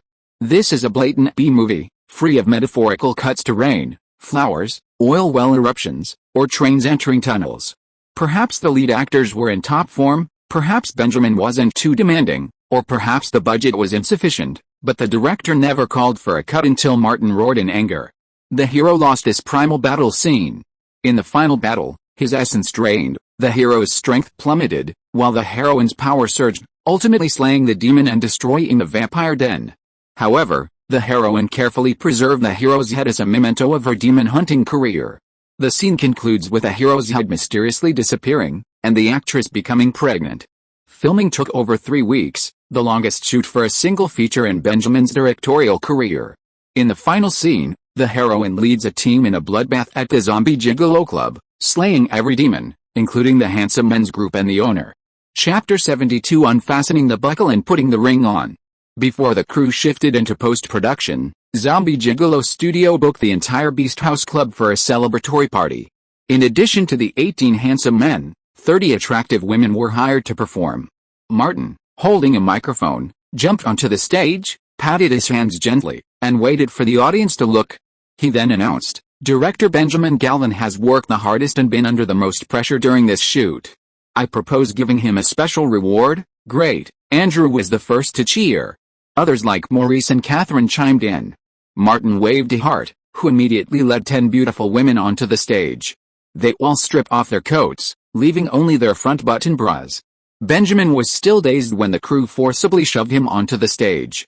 Martin snapped his fingers at the DJ, "Turn on the music." Benjamin pointed at Martin and scolded him with a smile. "Great, wait and see what I'll do to you later." Martin shouted, "Come on, let's see what you can do with your mouth." Benjamin himself was not a serious person. How could a serious person come up with a mazhanksi? Benjamin struggled for a long time, but couldn't untie it. He moved on to the next one, but it still didn't work. Martin started to make a noise. "Our director is not good enough." Benjamin jumped up, grabbed the microphone, and shouted, "We welcome Teacher Martin to demonstrate." Hart shouted, "Martin Dad, let them see why you are the dad." The other crew members also shouted. Benjamin waved his arms, stirring the atmosphere. "Martin! Martin!" The crowd below the stage joined in chanting, "Martin! Martin!" He deliberately glanced at Benjamin. He wouldn't be ashamed of failing to hold his head up in front of a beautiful woman, because he could lift his head whenever he wanted. Hearing that he couldn't, Benjamin was incensed and shouted, "If you can't do it, I'll shove the microphone in your mouth." Martin retorted, "If I can do it, will you eat the microphone?" Benjamin raised the microphone. "I'll eat it." Robert shouted from the audience, "Martin, I support you." Andrew pointed at him and said, "Two of you, take this traitor down and cut him off." Before Benjamin could react, Martin dodged before his next target. Another swish, and the fabric tore again. This was his plan, and of course he had a back door. No, a bug. Martin's mouth was amazing, and with a few swipes, the car lights came on. He flexed his arms and shouted, "Yeah." Benjamin reacted, "You cheated." Martin shouted to the audience, "I figured it out, didn't I? Do you want to see Benjamin eat the microphone live?" "Eat. Eat." Everyone roared. Martin waved to Bruce at the side of the stage. Old Bruce, where's your Vaseline? Throw a bottle up. Benjamin looked at the round-tip microphone and thought it would be difficult to pull out once swallowed. Bruce went to the bar, brought a box to the stage, and handed it to Martin. Martin removed the lid, revealing a creamy chocolate microphone, the exact shape Benjamin used during filming. Director, try it, Martin said, holding it out to Benjamin. Benjamin pointed at Martin and said, if you want to give it to me, give it to me. Why do you have to do all these things? Martin thought to himself, how can I make it memorable without some tricks? Although he had no memories of Benjamin Calvin's past life, Martin felt that he was quite skilled at filming B-movies. Who can predict the future? Benjamin devoured the chocolate microphone in one gulp and walked off the stage arm in arm with Martin, leaving only 20 headlights in his wake. The men's revelry had temporarily subsided, and it was the women's turn. When they really got into it, Martin was even better. Brianna, the crew's financial director, took thousands of dollars in tips and solicited champions from the handsome men's group. Hard and 10 others, dressed only in shorts, took the stage. Following the women's instructions, they lay flat on the stage and quickly raised the bar. Brianna had 5 large buckets of fist-sized plastic rings brought up and shouted, sisters, it's time to throw the rings. Whoever gets one right gets one, take it. Anyone who's got the guts, get 2 or 3 and take it all. The crew's paying tonight. Everyone rushed to the edge of the stage, picking up the rings and throwing them upwards. The rainbow spread like flowers from heaven. At the bar, Bruce asked, are all the things played so lavishly in your circle? Martin looked at Benjamin. Hollywood should be even more extravagant, right? Benjamin had actually never been exposed to it, but he couldn't show timidity. This is nothing. Robert had just gotten a role with lines, and his self-confidence was overflowing. He came over and asked, Director, do I have the potential to be a big star? Benjamin looked at him carefully, patted Robert on the shoulder, and said, I'm not trying to discourage you, but even if you go to Hollywood and sell yourself, it will be difficult to find anyone who wants you. At this moment, Robert fell into reality and looked back at the stage. I want to lie down on it and make money. Martin waved his hand. Go ahead, go find Carrington. He will arrange it for you. Make money, and no one will laugh at you. Robert hurried to the stage. Bruce poured Martin and Benjamin a drink each and said, let's practice shooting tomorrow. Martin nodded, sure, at the usual place. Benjamin raised his glass, clinked it with Martin's, and suggested, you're good in action, and look cool doing it. It would be useful in the future. He had a rough idea of Martin's goal. Hollywood is a very network-based world, but there's a prerequisite for getting ahead. Basic skills can't be too poor. Martin agreed. Excellent suggestion. Benjamin warned, don't run too far just yet. This movie needs dubbing for a lot of scenes later. Suddenly, Martin spotted an unusually sturdy woman coming down from the second floor and said, I'm going to the bathroom. Bruce reacted just as quickly, let's go. Benjamin was confused. Sophia came down from the second floor, raised her arms, and greeted, Ben, good evening. Benjamin quickly fled. Chapter 73, Poor People Don't Play Art. The crisp crack of gunfire echoed, shell casings scattering around Martin. The Glock magazine was empty, and the electronic target counter read out the number of rounds. Bruce glanced at it, motioned for Martin to remove his earplugs, and said, not bad. Martin changed the magazine. That last time I beat that black guy's ass up, my shooting has improved a lot. Bruce analyzed, this successful combat experience has boosted my confidence. He picked up an AR and led Martin to a different target. Try this. It's the most common rifle in America, and it's very different from pistols and shotguns. Martin examined the gun, which was clearly semi-automatic. I heard it's easy to convert to full auto. Bruce nodded. Just add a bump stock. You don't have to worry about that. A semi-automatic is enough for you. Martin followed Bruce's instructions and fired through a magazine. He felt that a shotgun was more suitable for home defense. But he still studied diligently. Should this be considered a basic skill for a Hollywood actor? They each fired 2 more magazines and returned to the rest area. There's no need to play until your shoulders are sore. Martin ordered 2 cups of coffee, and Bruce asked, are you really planning to go to Los Angeles? As soon as I'm done with the zombie dancer, probably after the Savannah Film Festival. Martin asked, didn't you and Monica reconcile? Bruce said, it's completely over. She thinks I'm a pervert. Martin said, you didn't tell her that you just licked the photo and didn't soak it in water to drink.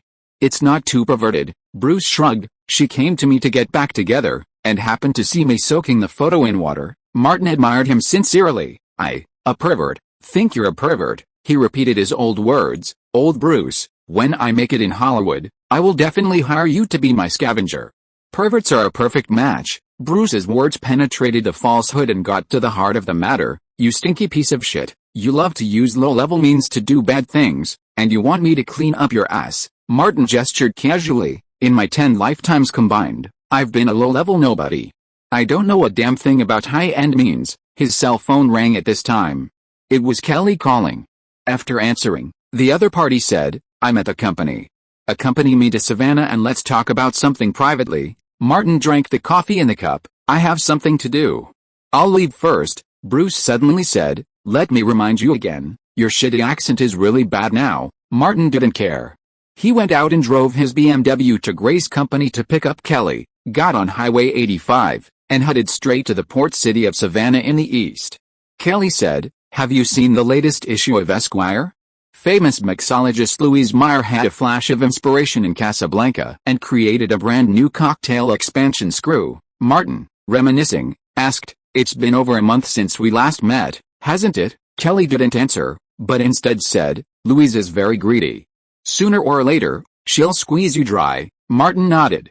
One recipe a month, that'll last at least 5 years. He then asked, what are we going to Savannah for? Kelly said simply, to enter our film for the Savannah Academy of Art Film Festival and stay overnight in Savannah. Arriving in Savannah, the two had lunch and then went to the Savannah Academy of Art. It's the largest art school in Georgia, with many departments related to film and television. The film festival takes place in October. Zombie Gigolo was registered for the screening environment, more precisely, to use the festival's opportunity to attract film distributors and sell the film. Since the film wasn't yet finished, it didn't meet the normal entry requirements. However, Kelly used her connections and visited a vice president to obtain a special admission permit. That's why she came in person. Martin then went through the various paperwork, registration fees, booth fees, and prepaid screening fees, totaling several $1,000s. Back in the car, he reunited with Kelly, who asked, how was it? Martin took the driver's seat. I was deeply moved. Poor people shouldn't get involved in art. Kelly chuckled. I learned from the model of the 3 major European film festivals. Martin is the film's lead actor, and theatrical release is closely tied to his future. She asked, have you contacted a distributor? Kelly gestured for him to drive. I used to work at Lionsgate, so I've connected with their buyers. Louise helped connect with Focus Features, a subsidiary of Universal, and Warner Brothers, her most frequent collaborator. Overseas distributors will also be coming, and we expect over a dozen film buyers. Martin said, I'm looking forward to the North American release soon. Do you have the money to go to Los Angeles? Kelly smiled quirkily. To find that slut Louise, Martin emphasized, I'm in Georgia, keeping you company, you bitch. Arriving at the hotel, Kelly went straight to the bathroom to run the shower. They both went in together. Kelly was soaking in the water, lying on Martin, and suddenly said, when you go to Los Angeles, do something for me, take a secret photo of Louise. Martin asked curiously. Why would I secretly take pictures of her? Haven't I seen enough real people? Kelly was unusually serious. Find out which Hollywood crew might come to Georgia to shoot, and notify me immediately. Martin understood. I'll keep an eye on it. It seems that no one in Atlanta does this kind of business except Gray Pictures. Kelly nodded slightly. Someone will notice soon. I have to seize the opportunity. When Martin was alone with Kelly, he would definitely sit on Kelly's side. Don't let Louise go, Kelly said. If she can get a Hollywood crew to work with me, I will give her a commission. What about me? Martin asked. Don't I get a commission? Kelly understood the poor guy's mind. You too. Martin, don't miss the opportunity to make money. If you can get a big crew with an investment of hundreds of millions, I will reward you well. Martin took the opportunity to ask, what reward do I get? Kelly raised her eyebrows. What do you want? Martin didn't say what he wanted, but instead talked about the other side. A crew from the Sacred Valley is also fine, Kelly said, as long as it's a legal crew. It doesn't matter what type it is. The important thing is to make money. Only with money can you move up. Martin reached out and took Kelly's hand. I've noticed we're on the same page. No, it's Louise who's on the same page with you, Kelly said, struggling to break free. She was too embarrassed to say it out loud. Martin pressed, what? I was influenced by the environment, Kelly raged. Being outrageous in the atmosphere you and Louise created doesn't mean anything. She raised her voice. I'm not who you see me. Martin rolled over. I believe you. Kelly fell into the water, and soon she lost her faith. The two stayed in Savannah for 3 days, waiting for the festival's organizing committee to complete all paperwork before returning to Atlanta. Chapter 74 The Girl Selling Stars. Driving through Marietta's wealthy neighborhood, the black BMW 7 was inconspicuous. Martin spotted the center of activity ahead and found a spot to park on the side of the road. Lily was packing her things in the passenger seat. Martin asked, "Can you handle it?" Lily nodded vigorously, and this time she didn't talk nonsense. I specially selected the client for the first business. She took out a photo, put it on the dashboard, pointed to the black boy in the photo and said, "His name is Cam. He went to the same public middle school as me. His parents died of drug addiction a year ago. A wealthy white family adopted him and helped him transfer to a private middle school." Martin couldn't help but say, "This kid is lucky." Lily told the truth behind it, because he has outstanding football talent. Maybe in a few years, he will enter the NFL. Don't apply the words I taught you mechanically, but use them flexibly. Martin glanced at the black skin in the photo and warned, "Don't say racist words." Lily nodded. "My brain has not shrunk." Martin said, "Go, I'll cover you here. I'll be there anytime if there's any problem." Lily picked up her handbag, came to the front of the activity center, stood in the shade of the tree and made a phone call. A big boy with not too dark skin quickly ran out. Cam asked, "Lily, why did you come to me suddenly? Is there something wrong? You helped me before you transferred to another school, and I'm returning the favor." Lily said generously, "I know you haven't given up on Emily from the cheerleading team. Her birthday is in a week, and she's said to be having a backyard party to celebrate." Cam scratched his head. "I'm worried about her birthday present." Lily continued, "So, let me help you." She took out the things she had prepared and put them on the back of a nearby car. "Look at these." Cam found that there were several beautifully packaged gift boxes.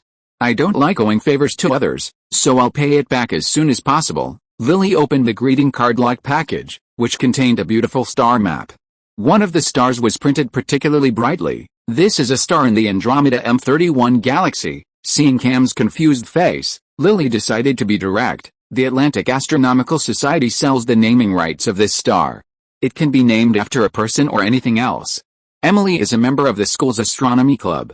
You give her a star, and then you will gain love." Someone passed by, and Lily coughed lightly, took out the certificate and documents of the Atlantic Astronomical Society to show Cam. "This is the Atlantic Astronomical Society, one of the largest astronomical organizations in the United States.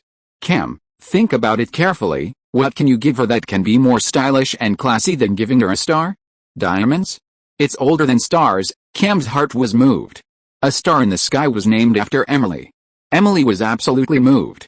Lily continued, "I'm volunteering at the Atlantic Astronomical Society this summer. When I came across this great opportunity, you were the first person I thought of.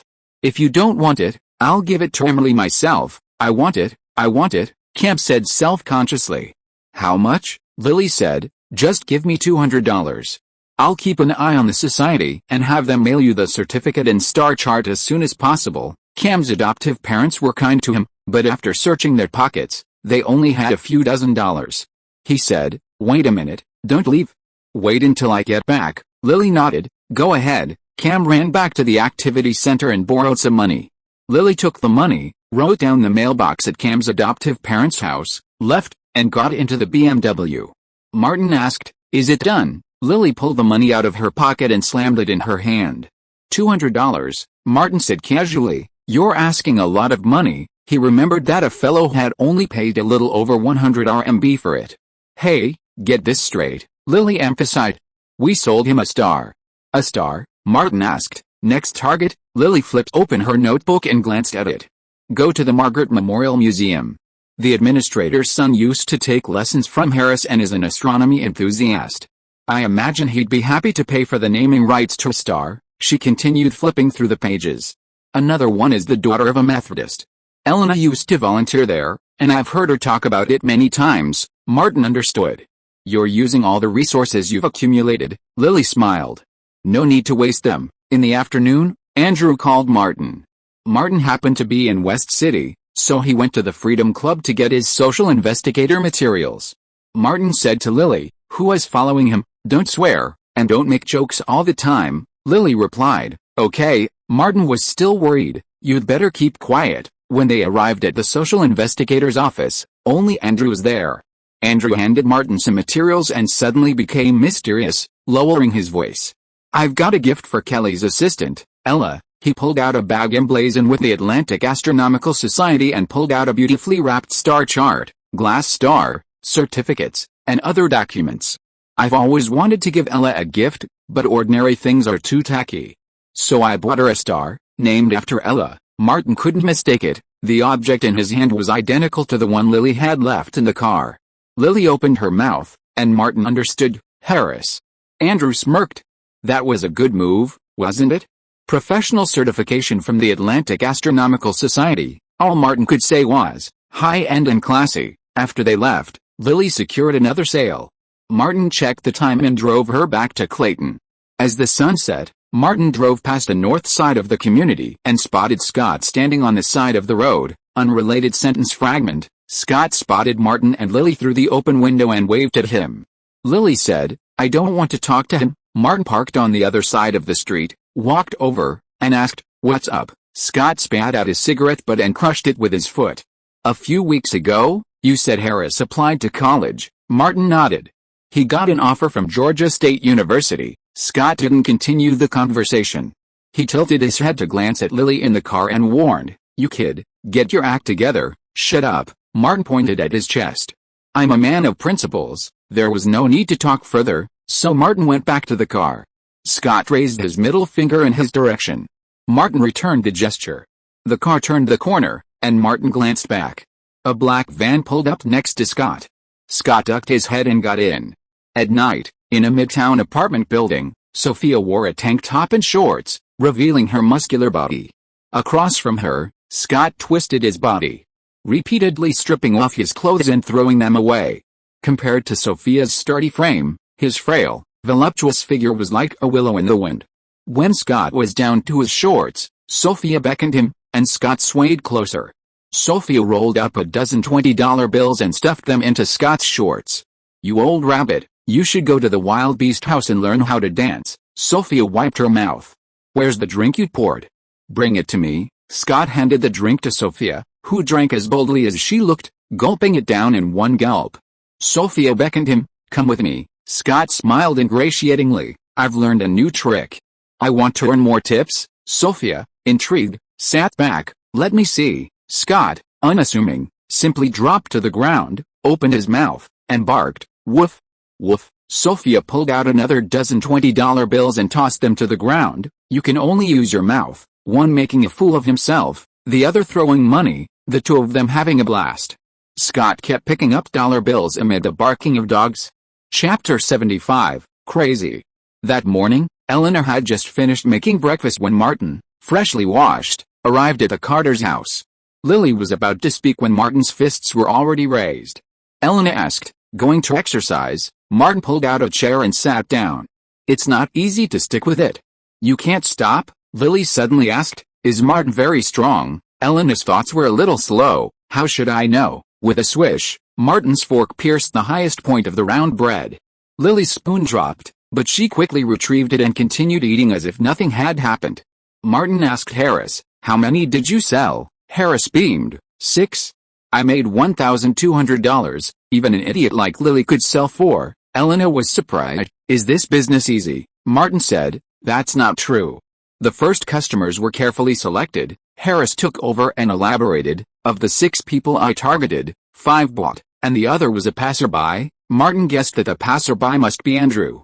Harris returned to the room and brought out a bag, ready to give Martin half of the money. Martin waved his hand and said, "It's my meal expense." Eleanor was never polite with Martin and took it directly. At this moment, the door was pushed open from the outside, and Scott limped in with a cloth bag. Eleanor and her 4 siblings were staring at him. Scott, who reeked of alcohol, picked up a sandwich and started eating it. "What are you doing here?" Eleanor asked in a bad tone. Scott finished his sandwich, wiped the sauce off his t-shirt, and threw the cloth bag in his other hand on the sofa. He looked at Eleanor and Harris in turn and said, "These are all I have." Martin guessed what was in the bag and looked at Scott curiously. Elena opened the bag and found 6 small rolls of $20 bills inside. Harris asked, "Scott, these?" Scott didn't say anything, just turned around and walked out. After a few steps, he suddenly turned back, walked quickly to the bag, picked up a roll and stuffed it into his pocket. "I need to buy some more wine and points." He hesitated, picked up another roll and stuffed it into his pocket. When he started to move, Scott only had eyes for dollars, and his hand reached out again, grabbing the bag. Elena snatched the bag and hid it behind her. "They are all idiots, a bunch of losers." Scott limped away. Lily ran out and chased him to the door, only to see Scott walking towards the new dealer's base without looking back. She came back with her head down. Elena handed the bag to Harris. "Don't spend it carelessly," Martin added. "Scott earned this money with great difficulty. He won't become a dealer, will he?" Elena worried. Martin mumbled, "No." Elena quietly reached out and took Martin's hand. "It might be a good thing that bastard Jack is gone." "Scott," she didn't know what to say, so her voice dropped. "Scott has a little tantrum." After breakfast, Elena gave the car keys to Harris, and he and Lily continued their quest to sell stars, determined to sell the entire universe. Martin dragged Elena to the mall to buy clothes. "I don't think anyone would actually buy the naming rights to a star," Elena thought. "Unbelievable." Martin casually remarked, "Even Land on the Moon could be sold." After shopping with Elena and having lunch together, Martin dropped her off at the Clearwater Bar for work and drove to the Savannah Academy of the Arts in Atlanta to audit a language course in the acting department. For a while, Martin followed a very regular routine, studying almost every day. Occasionally, he'd ask Bruce out to continue practicing with his gun. This wasn't just for his future career, but also for safety reasons. Martin also asked Kelly Gray to help him collect information and research the workings of Hollywood films, things Martin lacked. By September, Harris had enrolled in college, and Eleanor was becoming a well-known bartender, earning enough from tips alone to support the family. Faced with poaching competition, her boss, Mary, was forced to raise her hourly wage to $10. Martin also became busy, spending most of his time at Gray's company dubbing the rough cut of Zombie Gigolo. He had the most scenes in the film, and naturally, the most voice work. Director Benjamin, in addition to being editor, also served as voice director. "Ah. Ha. Ha," an eerie male voice echoed from the dubbing room, as if you were doing something shameful. "Come on." After a dubbing session, Director Benjamin gave a thumbs up to the dubbing booth. Martin put down his headset, came out, took the towel from his assistant, and wiped the sweat from his hands. "Ben, these films you've directed have given me a wealth of experience," Benjamin said. "Don't be so modest." "You're born that way," Martin shot back. "You're the perfect person for the Sacred Valley. The Sacred Valley needs you to save it." These days, Sacred Valley films are becoming increasingly plotless and lack any fun. He walked over to Benjamin and said, "With your talent, you'll definitely become a legend and win Best Director." Benjamin said, "I haven't found a wife yet." Martin was surprised. "What does that have to do with finding a wife?" "You don't know," Benjamin said, seeing that Martin wasn't pretending. "Those who win Best Director either have a wife as the leading actress or a husband as the leading actor." Martin sighed. "It's even more impressive than the Oscars." After some casual chat, he relaxed and went back into the recording studio. The dialogue Benjamin had written perfectly matched the atmosphere of a B-movie. Martin got into the groove, gesturing to the screen in the studio, "Surrender to me, or I'll blow your head off." When it came to the flying battle sequence, Martin watched himself and Jenna soar through the air, battling for their lives. His extensive combat experience meant he always managed to deliver the perfect roar at the perfect moment. The dubbing for the scene was complete, and it was time for lunch. Andrew came over and invited Martin and Benjamin to a nearby restaurant. While they ate, they discussed the afternoon's dubbing session. Benjamin remarked, "Martin, as an excellent actor, it's crucial for you to strengthen your communication with women. For example, in our case, an actor with sufficient combat experience made filming go much more smoothly." Martin agreed. The three of them were discussing the serious art of filmmaking, and no one was inclined to deviate.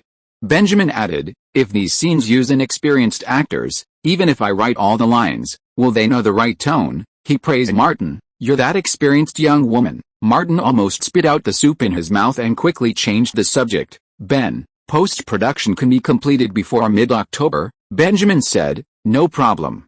Everyone knows my efficiency." The film will be completed before the Savannah Film Festival.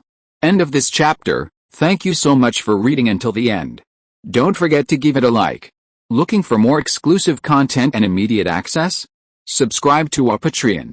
Remember, every like, subscription or donation encourages us to continue. Thank you all. See you in the next video.